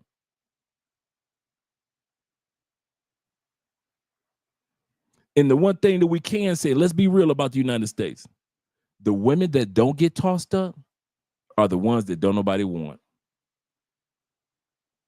If there's a woman in the United States and she wants to get tossed up, there is no problem with a woman getting tossed up in the United States. And she know it. Ain't no man, most men are not holding back intimacy from most women in the United States. You know, a woman knows she can get tossed up easily in seconds in the United States because our country is set up like that. Like I said, I didn't say it was fair. I didn't say it was cool. I didn't say it was honest. I didn't say it was godly, but it is what it is right now. It's easy for a woman to get tossed up. What? Please. And you want to be all self-righteous. And even these other YouTubers. I know some married female YouTubers that sit up there and be like, I am better than the rest of those women because I am married. Babe, check it. Unless you was a virgin prior to getting married, 9 times out of 10, your egotistical now married ass was getting tossed up too. And a lot of women that I find in the United States that are on you, come on now, that are on YouTube, that are married, that got those bad attitudes is because they ain't got over the dudes that was tossing them up prior to getting married. You know, I'll give you an example. Shawnee O'Neal, Shaq's ex-wife. If you married to a pastor right now, come on, let's go. Let's talk about Shaq's wife. Shall we? Ex-wife. It's been what? 10, 15, 20 years since that man been with her? He busy dating his young girlfriend. Living his life. Ain't said nothing. Nobody. He ain't said nothing about Shawnee. Shawnee, you're supposed to be married to a pastor, right? Focusing on being first lady, helping people come to the Lord. You could put anything in your memoirs. What do? Oh, and I don't even think I love Shaq anyway. I don't think I just love the idea of the man. I didn't love Shaq. Who asked you that? You could have put anything in your memoirs and you could have left anything out of your memoirs. But because you know that you ain't got over that man named Shaq, and you ain't got the fame that you had when you was Mrs. Shaq, and ain't nobody bowing down to your feet like they did when you was Mrs. Shaq, and you just a regular church woman, and the only people that's dealing with you are the people in that little small church that your husband is running. So now you got little notoriety, but you ain't got that Shaq notoriety, and now you in your feelings. Now you in your feelings. Some dudes in the States have great wives, but their wives are on YouTube talking crazy as therapy. Their wives are on YouTube talking reckless as therapy. I'm going to say something I never said before, and I mean this from the bottom of my heart. You guys have never seen, and you will never hear Andrea come on YouTube criticizing any form of manhood. You'll never hear my wife come on here talking reckless about men. She'll say, well, Colombian men, they're sometimes they could be machista, but Andrea is diplomatic in what she says. But she never has a title that says, don't date Colombian men. That's not her business. She's married. And she has to represent me just like I have to represent her. You would never see that. Yeah, she's all on basketball wives and everything else. You ain't a basketball wife. You was divorced. How you gonna be a basketball wife and you divorced? And the whole show was all women that were somebody's exes. Yeah, how you gonna have a show called Basketball Wives and all the women were exes?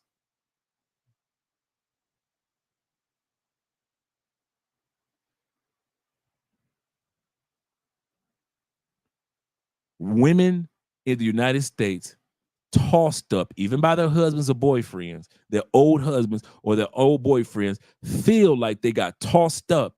And then when they get with the new dude, the pastors, making good in anyone.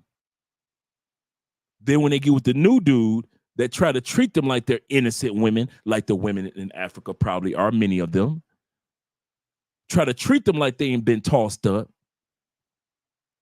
Megan Gooden, Shawnee, and other women that have been tossed up, try to treat them like they were not tossed up. These women remind them eventually over time that they haven't gotten over being tossed up. And so they keep using tossed up behavior. Ladies, I got news for you. Just because that you married a pastor, that don't mean that you close to the godliness. That's like me marrying a nun thinking that I'm going to be close to the godliness. Or me marrying a female pastor thinking that I'm more godly because I married a female. No, you still, if you was tossed up prior to marrying that husband, guess what your demeanor is, even though you might not cheat on him? You still got a getting tossed up demeanor. You still got that same mindset. Shawnee, you ain't had no business talking about Shaq. He ain't said nothing about you. You ain't been with that. That's like me sitting up here, and many of us men in this comment section that have been married before, we're sitting up here criticizing ex-wives. Now, let's be real. If this channel was dedicated, or if I ever came out with something talking about I'm against American women, which I'm not. I'm against American women, and my ex-wife was this, and my ex-wife was that. If I did that, then you guys would say, what's wrong with Andre? He didn't get over his ex-wife yet? He got a new wife. Why he tripping on the ex-wives? You don't hear me say that. You know why? Because ex means next. You can't have next without ex. Ex means next. I ain't going back. I ain't gonna talk about you no more. I ain't gonna toss you up no more. I ain't gonna be looking at your photos no more. I ain't dealing with you no more. You're not dealing with me anymore. X means next in line. So for Shawnee to sit back and talk about Shaq like that, like, come on now. Come on. You knew better than that. Last time I checked, nuns, no freaking anyway. Right. She was getting smashed by a thug.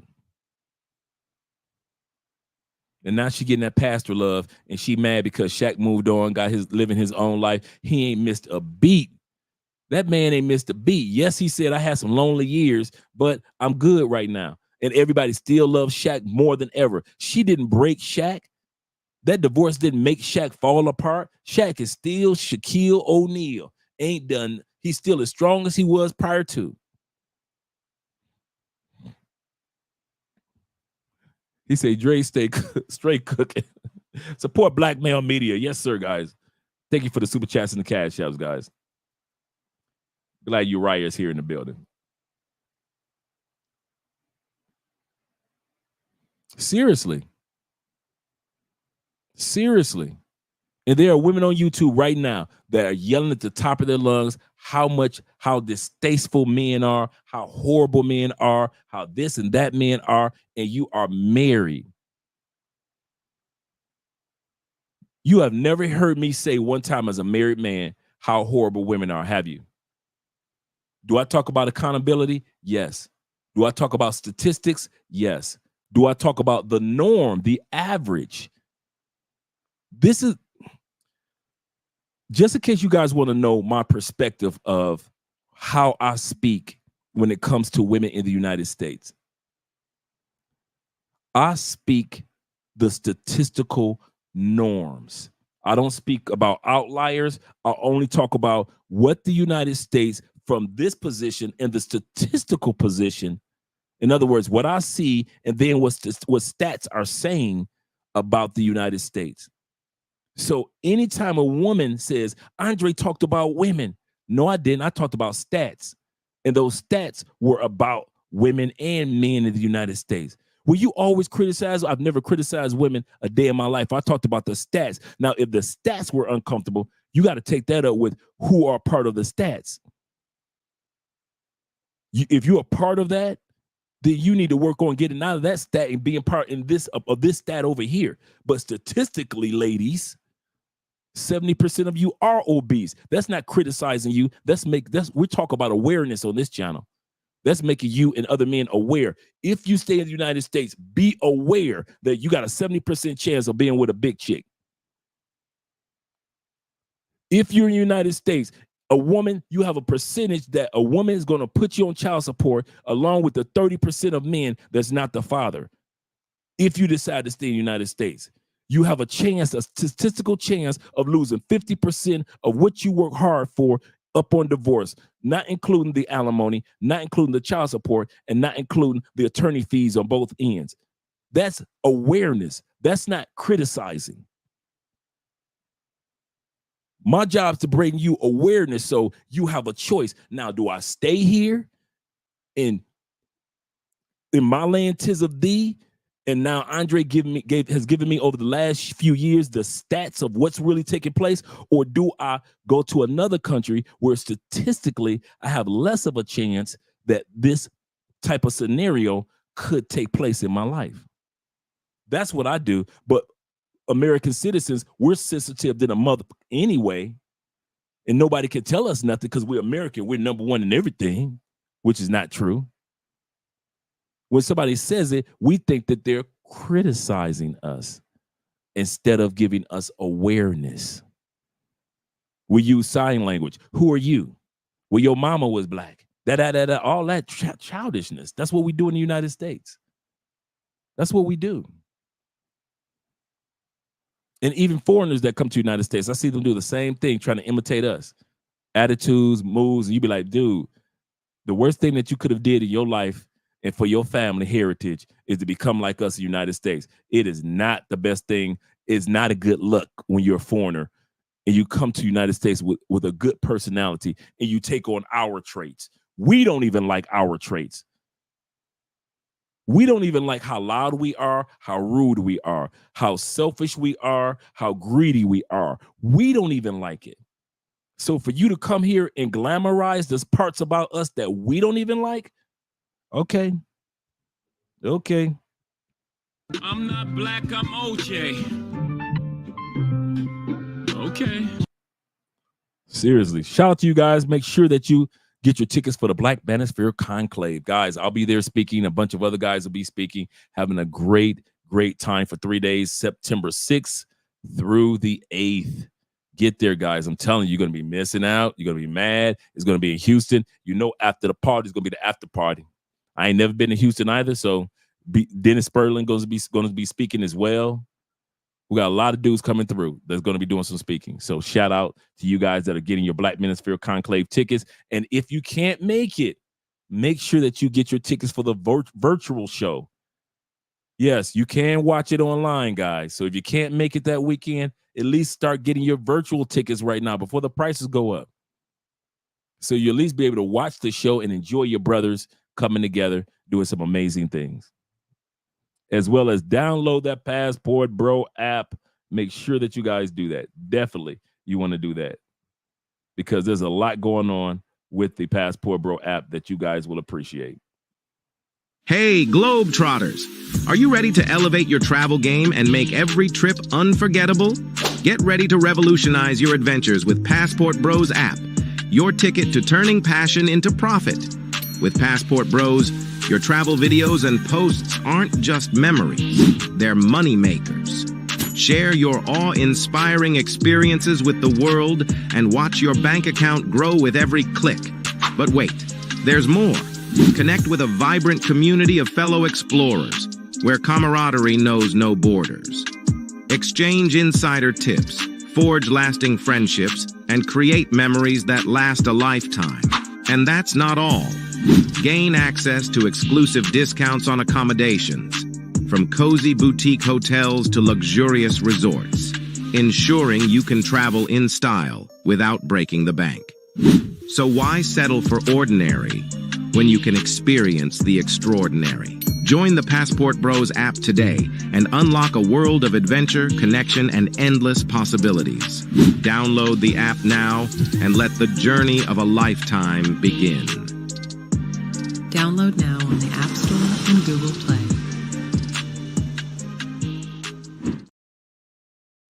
Absolutely free. So make sure you guys take advantage of that. Speaking of taking advantage of, giving a shout out to my man Charles in the building. Taking advantage of giving Charles a shout out. Welcome back, Charles. Hope everything's going great with you this week.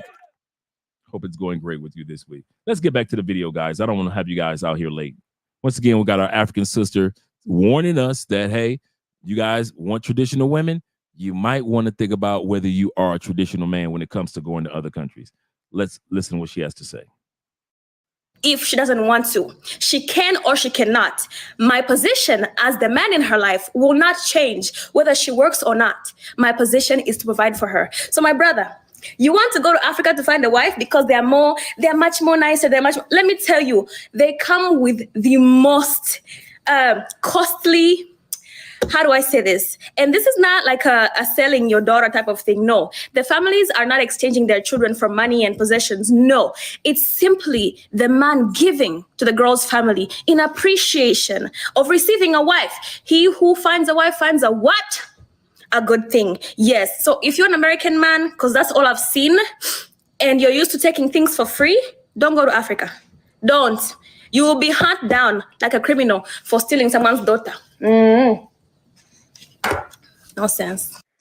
Now, posts like this are kind of dangerous in a way. I know where she's going with this. I understand what she's trying to say and everything.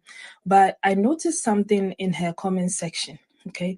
A lot of the women are saying, oh, we have to go to Africa to find husbands. We have to go to Africa to find husbands and so on. And I know it may just be a joke. At the same time, I'm saying this to make like the ladies aware that if you see this kind of videos, it's almost like they are romanticizing and glamorizing this whole idea that African men know what to do.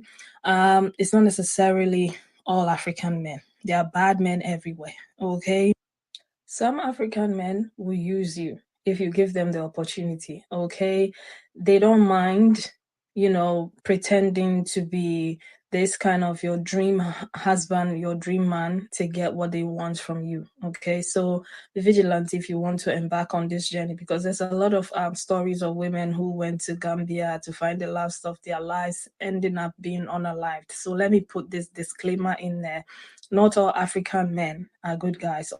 Most of them know what they're supposed to do, okay, but they are not there financially yet, so they don't mind using any woman who gives them the opportunity to use them to acquire what they are supposed to acquire in order for them to become the men in other women's lives. If it makes Let's pause it for a second right there. She's absolutely correct, because there are a lot of times when we've heard these situations where there are women that go down to Africa and have been deleted. A lot of sisters.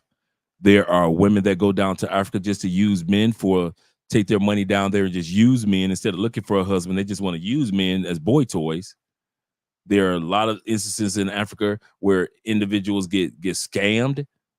Shout out to my Nigerian brothers for being famous for the Nigerian scam, the Nigerian prince. At the end of the day, do wake up to the fact that, ladies, go ahead, scamper your butt down into Africa. I've heard so many incidences where African dudes will be on their cell phones right here. They'll be talking on their cell phones in their native tongue to all of their girlfriends while their American wife is sitting right next to them, because the American wife doesn't know anything, and that African brother knows about 6 different languages. So at the end of the day, this woman sitting back talking about the African man, he does amazing things. He's so this, that, and this. The other sister at least came along with the truth, saying, yeah, there are a lot of good African men, but there's a lot of men that you need to look out for. A lot of men you need to look out for. At least she's telling the truth. My man Chris says, she's speaking truth. The dowry is traditional. However, South Africa is one of the countries that don't practice the dowry for light-skinned women. There we go. Back to the video. makes sense. Okay, so that's the disclaimer. Okay, but a lot of people did respond to his video about going to Africa, and I'm going to play a few of the responses, and I'm going to come back and talk some more. So let's get into that. Men in the United States are used to taking things for free, especially from women. They expect, well, I'm just gonna go date her, have sex with her here and there, and use her, and then we'll just be in a relationship. It does not work like that in Africa. This mentality that you have of 50-50 is not going to work with an. Before she goes into her comment regarding 50-50, I want to say this as well. Just like other countries don't like when we go to their country and look oddly up on their traditions and their cultures and what they do and their customs. Who the hell are these foreigners to come to our country and look down on how we do things? In our country, we do this, that. Cool. You're correct, sister. But you have no right to say it in a way that you're putting down how we do things in the United States. Women in our country give up the cookie. Sorry. No dowry included. Women in your country might not give up the coochie, and a dude had to give 100 cows for some coochie. We understand that. But for you not to understand or to belittle how we as men and women in the United States handle our version of relationships, who the hell are you? Who the hell are you to disrespect how our country does things if you all don't like how we may say something about your country? Let's go back to the video now.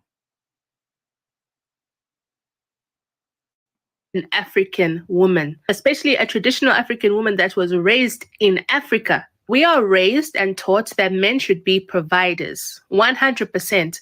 That means if we go on a date, guess who's paying? The man. If we need to do our hair, guess who's paying? The man. Even if that lady is a doctor, that man is still technically responsible for the finances of your home. And let me not even get started when it comes to lobola. Lobola is dowry.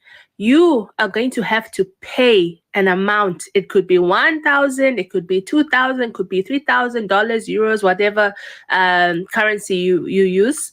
You are going to have to pay that girl's family just to have the honor of having her be your wife. Some of our fathers are still in lobola debt 20 years after marrying our mothers. So if you really want an African woman, my guy, please change this mentality of 50-50, 50-50. It's not going to work for you. To all African Americans. Let's pause right there for a split second. This woman made the statement of, it's not going to work for you. Just not. It doesn't need to work for us. We don't have a dowry system in the United States. We don't have that in the United States, so we don't have to worry about if it's going to work for us or not. However, I see what their points are if you plan on going to parts of Africa. I said the word parts of Africa on purpose because Africa is 54 countries, not states, 54 United States. Let's put it like that. 54 countries. They are not all the same. That's why I say the parts that you might go to. Not all of Africa. These women are speaking with a broad brush. They're making it seem A, all of Africa is alike. B, all women in Africa, or all men, let's go with B, all men in Africa have no problem on a continent of paying the dowry and getting the woman. C, that most of the women in Africa are worth the dowry. I'll say this again. No, not all women are worth the dowry in Africa. And we've already did the survey. Would you pay a dowry for most women in the United States? And most of you said no, zero. I would pay zero dowry for women in the United States. This is not a put down, but it's just saying that it's not a part of our culture that we're accustomed to. I'll say this again, ladies, before you want to cut this part up. It is not a put down towards you ladies. I'm just exposing something that is not a part of our tradition when it comes to dating and marriage and relationships in the United States. So no, we're not going to get comfortable with something that's not. Anton was right. We should not get comfortable with part of something that's not a part of who we are.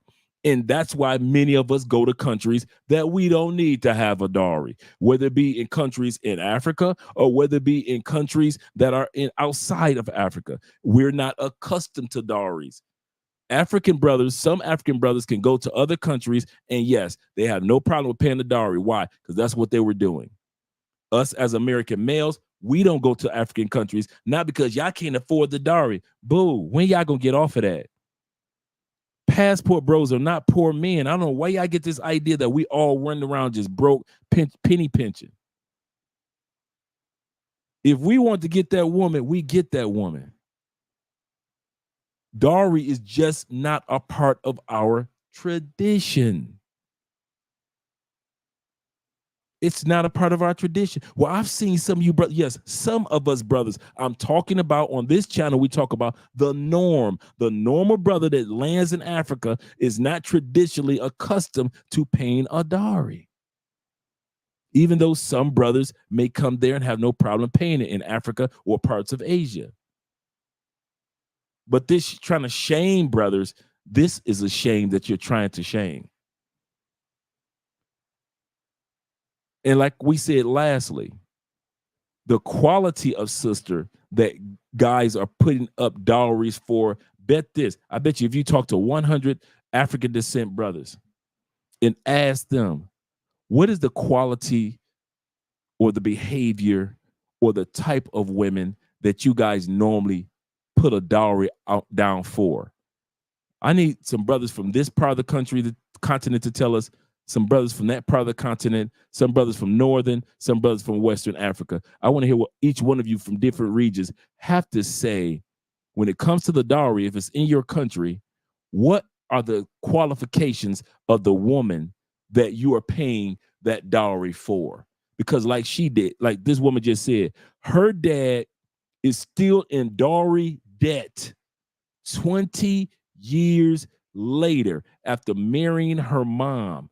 Dad is still paying the family on that dowry. In other words, it was $20,000. Dad probably put $3,000 down, married mom, and been paying off for 20 years. As an American man, I don't know what coochie I'm willing to pay for 20 years. And then we in America, in a country where it's 51% divorce. So even if I divorce your daughter, I still owe you. Now I got child support, alimony, court costs, attorney fees, child support, and I got to pay on a dowry for a woman I'm not even with anymore. Okay. I'm not black, I'm OJ. Okay. Okay. American men like, nah, that fruit ain't worth the squeeze. That juice ain't worth the squeeze.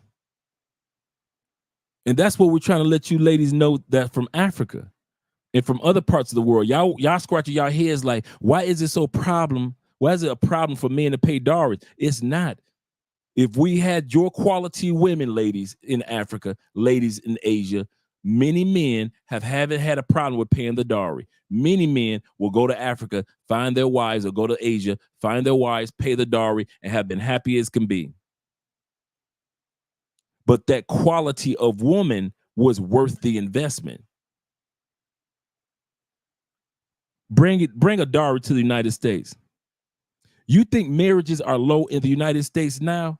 Go ahead, bring dowry to the United States to where a dude had to pay $40,000, $50,000 to marry Irma, to marry Bernice, to marry Gwendolyn.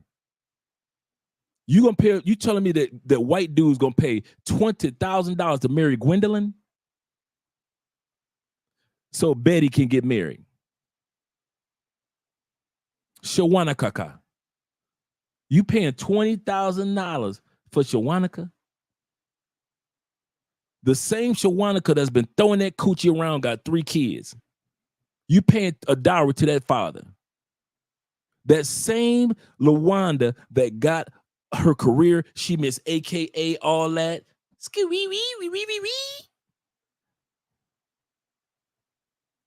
She was tossing it up in college like fruit salad. She give the fierest head. And you expect this man to pay $20,000 for something with a coochie that's been blew out. He need to tie a 2x4 to the back to his back to keep from falling into her coochie while he in it.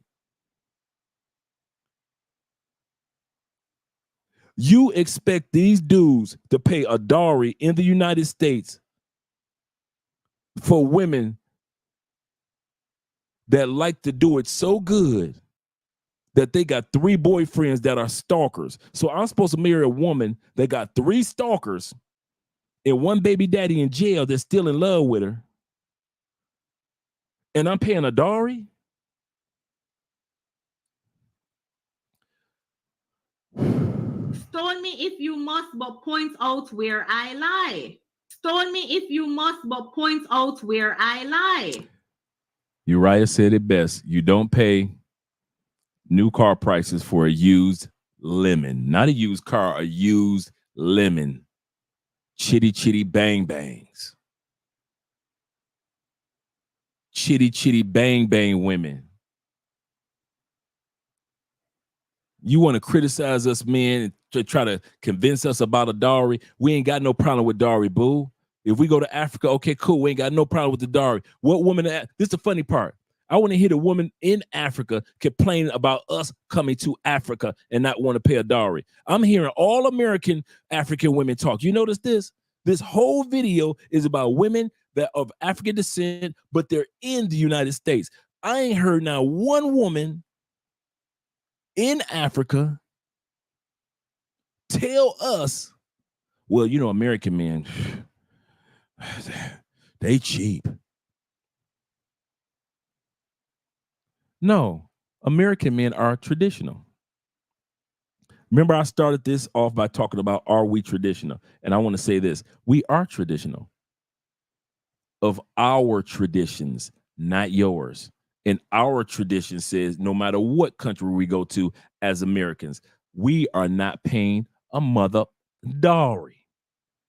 So if I don't marry you or if I don't want you, it ain't because I'm cheap, but it's because my tradition says you out your rabbit mind. If you think I'm gonna give your dad $40,000-$50,000 just so I can eat your coochie, it ain't gonna happen, boo. That coochie gonna dry up before you know what I can do with that 50,000? I could flip that 50,000 in the next 5 years, but I'm giving it to your daddy so he can flip it. I'm giving your daddy cows and goats and sheep and land and a new house when I could have gave that to my damn self or to my son or to my daughter for my first baby mama. And I'm giving it to this grown man for some coochie? No, boo, African sisters. No, hell no. You got your traditions. We respect your traditions. Yes, we do, boo. We really do. But you got to respect ours. And our tradition is just like Anton. Hell to the no. Are we going to sit up there and pay for something that's not a part of our tradition? So who's the man in the relationship? Are you or are we? Because if you're going to follow us as the men, American men don't have the tradition of dowry. So if you're going to F with us, do realize we ain't paying your daddy a damn dime.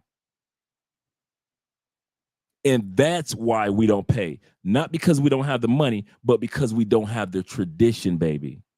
We don't have that tradition. You can keep talking all you want. And realize, we're here in Africa, baby, I'm coming to Africa. I'm going to marry you. I'm going to take you out of this raggedy motherfucker anyway. We ain't staying here, boo. So whatever country we go to, that's our new tradition. So stop talking to me like I'm going to stay in Africa for L. Or if I do stay in Africa, I might not stay in that country. I might say, listen, LaQuanda, we move into this part of Africa. So that part of Africa is going to be where our family traditions are, not this part. So stop trying to criticize me about this part, because me and my boo ain't gonna be living in this part. The traditions we need to make sure we stay a part of is the ones that we're moving to, not where we are. Well, that doesn't make any sense. Well, that makes as much sense as you coming from Africa with traditions, but then taking on American traditions. In other words, you all of a sudden start throwing that coochie out there when you wasn't doing like that when you was in Africa. And suddenly it's easy to let go of traditions when you got your legs swinging up in the air. It's easy for y'all to let y'all inhibitions and traditions go. It's amazing how when y'all in Africa, you talk about traditions, traits, and history, and how years went by in culture. And women were groomed to be this and that. Got you. We understand. And all that tradition get thrown out the window as soon as you get to the United States, because I'm busting you down and 5 other my boys busting you down in the state of Florida before you even make it to New York. Who do you think you're talking to? For real, who do you think you're talking to?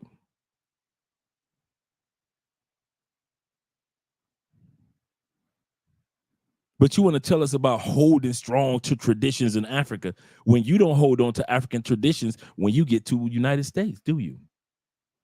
Oh, you might hold on to a few recipes. I'm talking about traditions, cultural norms. No, you didn't. Did you normally throw that coochie up in the air to everybody that you saw in Africa? Oh, no. Why are you doing it in the States? All these are Americanized women that are talking on this video. Let's get back to this video,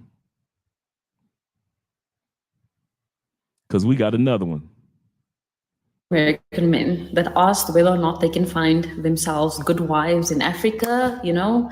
Yes, 100%, you can find yourselves good wives in Africa. I'm sure you can find yourself a good wife anywhere in the world. But if you're moving to Africa, 100%, I can tell you now that Africa has of the most beautiful women, of the most kindest, understanding women, 100%. But here's a tip, right? When you do come to South Africa or you come to Africa, the 50-50 thing that you guys do that side, ne? Leave it there. Leave it there. Please understand that the feminist movement, our ability to participate in it is very limited due to our traditions and our culture, you know, so culture and traditions supersede any participation in any movement, the feminist movement being one of it. So it's probably not a bad idea to leave that 50-50 in the States because, yeah, no. You'll also see that there's a video that I did of a gentleman that had asked whether or not Africans like African American men. And if you go to the post, you will read that a lot of women said no due to the fact that they do not want to do 50-50. Now, this does not mean that we do not have good women. It just means that at the end of the day, culture is important, you know.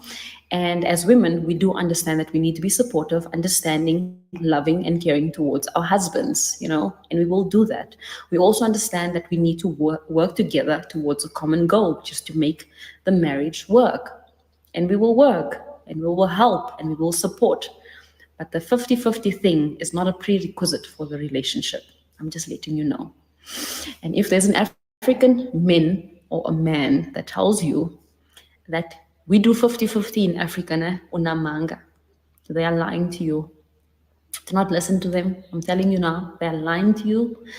And I'm sure there's a lot of women that can back me on this. The 50-50 thing, it's not an African thing. Tradition will always supersede everything else. I'm just letting you all know.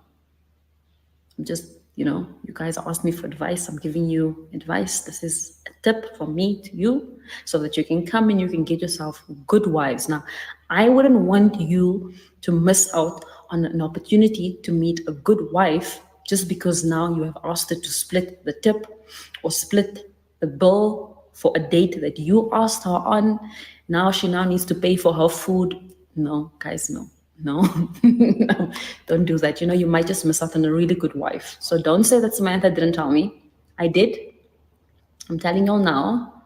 Do not ask an African woman for 50-50. And if any other African man or men have told you that, it's a lie. It's a lie. African American. Please. Okay, before we go into the next sister, I can understand where this sister's coming from. She's just coming with the heads up. Heads up, guys. This is how it is in most of Africa. Like I said, we're talking about 54 countries. This is how it is in most of Africa. If any other dude try to con you and make you feel like that it shouldn't be like that, it's not like that. She said, I'm telling you, I'm giving you the hookup. This is how we were raised. If you don't, I like how she did it in the sense of, listen, here's the cool part about it. You don't want to deal with feminism. We don't either. Not on that level. But since we ain't dealing with that feminism mess, do expect us to be traditional women.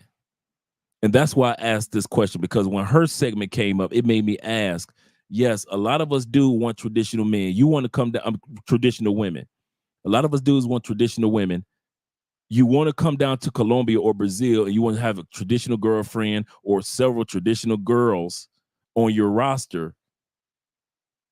But are you a traditional dude when it comes to paying them bills, protecting those ladies, even if you got to protect them from themselves, as well as being a problem solver?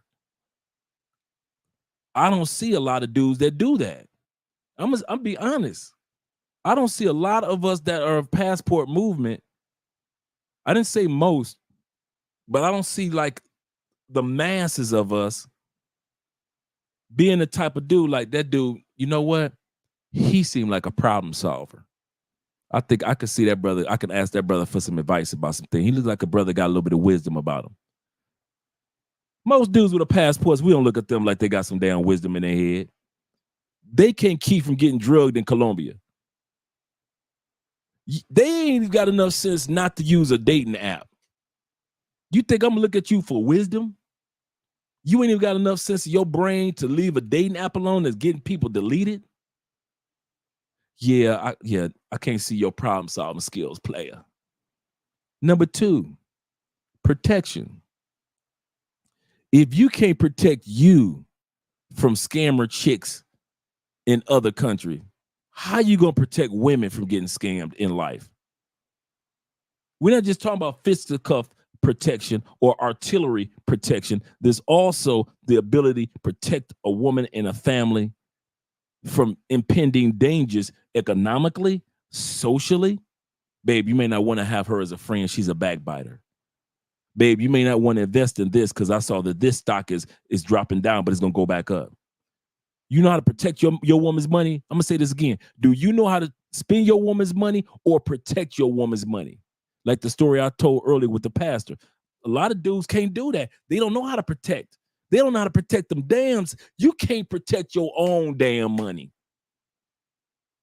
So you know you can't protect your wives or your girlfriend from her overspending or doing something foolish with her money. Man, that's her money. She earned it, dog. It's just like I said, modern dudes. You was raised by your mama. You a modern dude. Ain't nothing wrong with it. But you are not traditional. So when you come to these other countries and you expect the traditional women and then they shun you or they don't want to deal with you, like the sister was saying, a lot of African women will not deal with you because you're not coming with traditionalism, but you're expecting them to come with traditional coochie. In other words, everybody ain't had it. Everybody ain't been down her throat. Everybody ain't bust on her back. You expect her to be traditional when it comes to cooking, cleaning, supporting, sex, sandwiches, and silence. You're looking for all that tradition, but then when it comes to you, it ain't a dang thing about you that's problem solving.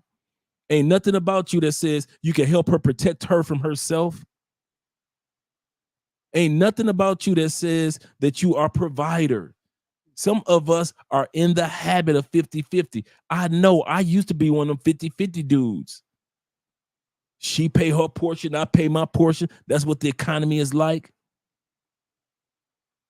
Instead of putting us in a position to where my money's paid for the bills and her monies went directly into our investment accounts. I wish I'd have thought of, dude, I was married 14 years in the States. Even though the marriage didn't work out, I would not have had a problem with splitting 14 years of her paychecks going into investments. I wouldn't have had no problem with the judge saying, y'all got to split that 50-50. I would have had no problem with that. We would have set it up to where it wouldn't have been one over the other. We would have made sure that in some type of agreement that was in writing that this money is just as much mine as it is hers. She wouldn't have just had the only access to it in one name. But 14 years of all of her paychecks going into an investment account and my checks paying all the bills, I think I could have did that. I ain't gonna even lie to you. I think I could have rolled with that. If when the marriage didn't work out, I had a big chunk of money coming and she had a big chunk of money coming. If I was thinking traditionally, but I wasn't. I was a modern man, 50-50 everything other than dates. I'll say that again. We was doing that on trips. I pay for the trips. She paid for everything else during the trip other than the souvenirs and all the little things that we want. But she paid for everything else on the trips. But I paid for the trips. So the flight tickets, the hotel rooms, the everything else, the SIM cards and all the things that we needed for the trip, I paid for. But once we got on the trip, all the dinners, all the, oh, look at this expensive purse or this suit, she paid for all that stuff. When if I had enough sense in my head, being a traditional man and not a modern man, I would have been paying for all that stuff while her money is flipping. Or we could have even did it like this. I'll split your check into this account that's in my name, and this is in your name in your account. Same investments, but you got half of your checks is going to go into this account, half of your check is going to go into that account, and all of my check is going to be our expenses at the same time, all of our allowance that we give each other every week. So I'm going to make sure you always have money in your pocket, baby. I'm going to always make sure I got money in my pocket. I'm going to make sure all the bills are paid with our check. But your paycheck is going to take care of us no matter what happened. When we get old or unless we break up, I could have dealt with that. Some of you brothers would have said, no, I can't deal with that. I would have. If after 14 years, I would have had all that money waiting on me, and she would have had a bunch of money waiting on her, I could have did that. And I know a lot of you guys are thinking, oh, she would have, but the laws would have, or the judge would have. You all see, that's America. We used to fears. We talk, we're scared of everything. Name one thing we ain't scared of in the United States as a norm. I want to hear from you exception dudes. I ain't scared of nothing. Name one thing as a norm in the United States we ain't scared of. We scared of aliens. We scared of the food. We scared of the water. We scared of the politicians. We scared of the military. We scared of this. We scared of that. We scared of racism. We scared of every. We've been programmed to be scared of every. It's nothing in the United States that you can't trust these little kids. They crazy. We scared of everything. We scared to send our kids to school. We scared that something gonna happen to this. Everything. We've been programmed to be fearful as a mass about everything. But what if I lose my job? What if my business fails? What if it's not my son? Instead of checking into things or putting yourself in a position to where statistically you are protected, we would rather live in fears. And we've been programmed, and like one brother said, the propaganda we see or use, they use against us to make us afraid in the States. You can't name one thing that we're not scared. Name one thing. From mad cows to chicken diseases. Name what was something we ain't scared of. They told us to be scared of in the States. We don't like the e-cars, the electronic vehicles that drive by themselves because I can't trust it. We're scared of that. What if it run me into a tree? But we don't like the emissions that's destroying and bringing up pollution from gasoline vehicles. Name one thing. We are so afraid we're turning over the box of cereal to look at the ingredients because we're scared of what they now put in the ingredients of some cereal. And rightfully so. We should be cautious, but we're afraid of everything. So when I just made that statement about I could have did that for 14 years, let her put her money into investments for both of us and then split that money at the end, I could have did that easily. Easily, I could have did that, but I was a modern man. I thought as a modern man. That's what my point in my story is. And some of you brothers are just like I was. I'm not saying that how I thought was wrong. I'm just saying that it was different because now that I'm a traditional dude and I believe in hypergamy and I believe in me busting my butt and she taking her monies and put it into investments, I'm with that. I have no problem with that now. I have no problem with that. We know Colombians don't make no money like that anyway, so no use to be fussing anyway. If you got you a woman in Thailand and she's a doctor, she ain't balling like that compared to you just a regular dude in the States. Your woman, dude, as a doctor in Thailand does not make the amount of money that you do as a regular dude. So we know we go to these most countries that they can't afford to like 50-50. It's more like 90-10.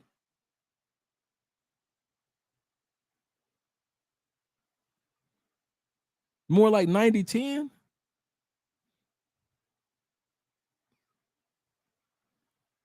So definitely, guys, I kid you not, we're going to get back to the video. But you got to ask yourselves, that's why I'm reiterating this throughout the video. We have to ask ourselves, are we traditional men or are we truly modern 50-50 dudes? Nothing wrong with it, but if you're going to leave out the country, at least know what you are. To thyself be true. Here's another sister that's from Africa. I think she's either still there or in the States, but you'll like her story. Please go watch the full video of that creator. I watched it with my jaw wide open because I overstand that video. Being that I'm also West African first generation, my parents came here in the 80s from West Africa, from Sierra Leone, and I do speak the language. So it was very traditional in my household. And my current husband's from the Caribbean, from Jamaica. Baby, when I said I gave him a hard time, my God, they gave him a hard time being with me because, you know, we were young college students, didn't really have no money. My parents were like, he doesn't have the resources to take care of you. I had to fight tooth and nail to be with my current husband that I am today. My mom, there was this one joke she made, to this day lives in my mind, rent free, but she's chewing her words today because, you know, my husband stepped up. But he used to work at a bakery when we were in college. And my mom said, Nabila, you were the one who is rolling the dough, not making the dough. From that day, I was like, yo. When I say they had to chew them words up, they don't say nothing now because he provides and he does everything that he needs to do for me. I do have the option of working or not. Working helps because this economy is incredibly expensive. You know, he's not rich and balling out of control. You know what I mean? Because my parents wanted me to marry wealthy. That's just, you know, that's tradition. You know, my husband didn't have to pay a dowry for me. I was the rebel of the family. Me the rebel, okay? I ran off to go I did everything that was non-traditional, even down to how I got married. I eloped. I'm across the country. What my parents gonna do? I was scared, but everyone knew I was pretty much a renegade and very non-traditional in how I do things. But yeah, what she's saying is incredibly true. You know, I'm thankful for the man that I have today, but just trust me, it was no easy feat. We grew together to the fact that I was just telling him the other day, I was like, Daddy, we've been together 11 years, bro. A bunch of wild and crazy college students. But if you ever ask him, he'll tell you like, yeah, her parents ain't give me not even the slightest grace. They were so difficult. It's now we're at a decent relationship where they're like, okay, he's doing well for himself. He's taking care of our daughter. We're good. We're at peace. But baby, difficult. Sister, not tell one lie at all. Not tell one lie at all. Wait, come on, I'm marriage sided. Jesus Christ of all the Nazareth. It's no easy feat. Marry an African woman, even here in this America, this one, no easy. It's not easy at all. My house, it was so crazy. Like even in my home, it was like little Africa. I couldn't even speak English at home. Like I could, obviously, but my mom made sure that we learned the language and instilled the traditions. It was hardcore in my house. But make a long story short, rant done. Please go check that creator's video because it could not be more true, more honest. Yeah, that 50-50 thing, that's a very United States thing. Outside, going to Africa, oh, they not going for none of that. No. What did Hall & Oates say? I can't go for that. No can do. Got to find a wife. Let me tell y'all something. This is so true. Everything that she's saying is accurate. And I would know because my husband is Nigerian, in case you don't know. Hi. But yeah, those African ladies, they don't play no games. You have to go through their families first and get permission from their families to even marry them. And then there's a criteria. Depending on the tribe, some tribes you have to pay. You have to pay to marry the bride. And it ain't cheap. When y'all be thinking, oh, American women is wanting too much, just that and the third, baby, good luck.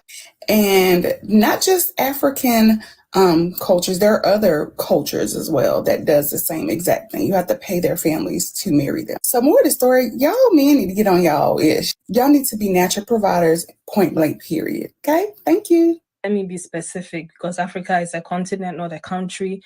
There are various countries and various cultures, traditions, and laws, and it differs from country to country, tribe to tribe, and so on and so forth. Okay. Yeah, most men were raised to be the heads of the family. Okay, so they know that. And if you do find yourself a man in Africa who is doing well, my dear, you're going to enjoy. You're going to enjoy marriage, okay? I'm talking about you're going to have a driver, you're going to have a help, you're going to have people taking care of your kids, you're going to have a chef, and so on and so forth. You will be taken care of because they know what you're supposed to do. They also have other traits like multiple wives is normal, okay? having multiple girlfriends is normal. So being cheated on is normal. Okay. So I don't want people to come here and think, oh, African men are, no, they are not. Okay, they are not. I'm not saying that all of them cheat. Some of them they stick to one wife, one man. Yeah, most of them do that, but most of them cheat too. Okay, just like American men do. So let's not get anything twisted. Yeah, I've seen people who's. Let's pause this for a second. She said that, yes, you're going to be treated well. You'll have a cook, ladies. You're going to have a chef, ladies. You're going to have a chauffeur, someone to help with the children. And you're going to have a shopping expense with the right man in Africa. But you cannot take that tradition of I'm the only coochie he will ever have in a lifetime to Africa. I'll say this again. It's amazing how no matter how much money you make here in the United States or there, keep forgetting I'm not in the States sometimes, there in the United States, you could be Shaq and your woman gonna leave you because you was cheating. But then when you go to all these other countries, leaving you for being with another woman is the last dang thing on their mind. Are you providing? Yeah. The kids' stomachs full? Yes. You sure you got them in private school here? Yes. Don't bring home no diseases. Don't bring home no new kids. We good. We good. That's how most countries are. Now, do you have a few jealous women out there that say that they good, but then they cause trouble as wives? Well, I thought I was gonna be good with it, but I don't want you to be with another woman. Yeah, that's around the world. But at the end of the day, in all sincerity, I found that the same sisters that cry to us in the United States, no matter how much money we make, and they come down on us for having a side chick, will go straight to Jamaica and will not tell them Jamaican brothers, you can't have nobody else. Go straight to Africa and will not tell those African brothers, you can't have nobody else. Will come straight down to Colombia and get smashed and will not tell these Colombian brothers or Brazilian brothers, you can't have nobody else. And these dudes don't be having half the money we got. Some of them do, most of them don't. And them dudes still be having side wives, side girlfriends, side families with no comment. As long as you don't bring any kids our way or diseases and you take care of the household, you good. That's traditional in many countries. Not in the United States. United States is modern. I want you for me. You can't share that D with nobody else. I wish you would. I'm divorcing you because you cheated. Wait a minute. Wait a minute. You telling me you're gonna leave our marriage for 20 years because I went and got some more coochie? When the rest of the world ain't got no problem with it? Yeah, that's the difference between the United States and other countries. All these women, once again, as I mentioned in this video, it's amazing how they talk about Africa, mighty, mighty Africa, and they don't live in Africa. This here America, like she said.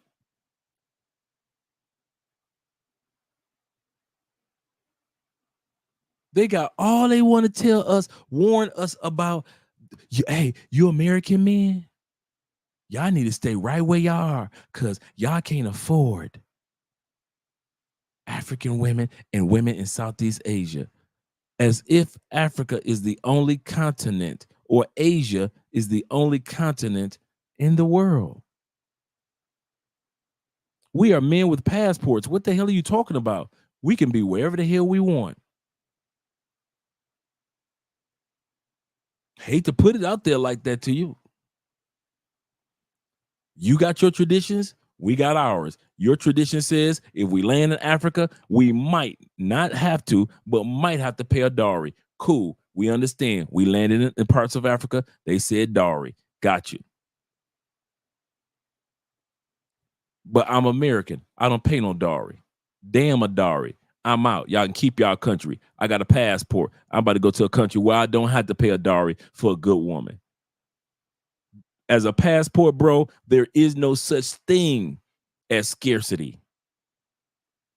There's no such thing as the baddest bee that you'd ever had. I'm going to say this again, some of you dudes. There's no such thing as the baddest chick that you'd ever had. No coolest chick that you ever had that you can't live without. You're crazy. And I'm going to end with that. Do realize these ladies are westernized at the end of the day, and only one of them was married. The last one. Let's get ready to head up out of here with the new break. Shout out to my man Timothy Bright. Hope you guys enjoy this new break. I will see you guys on Wednesday.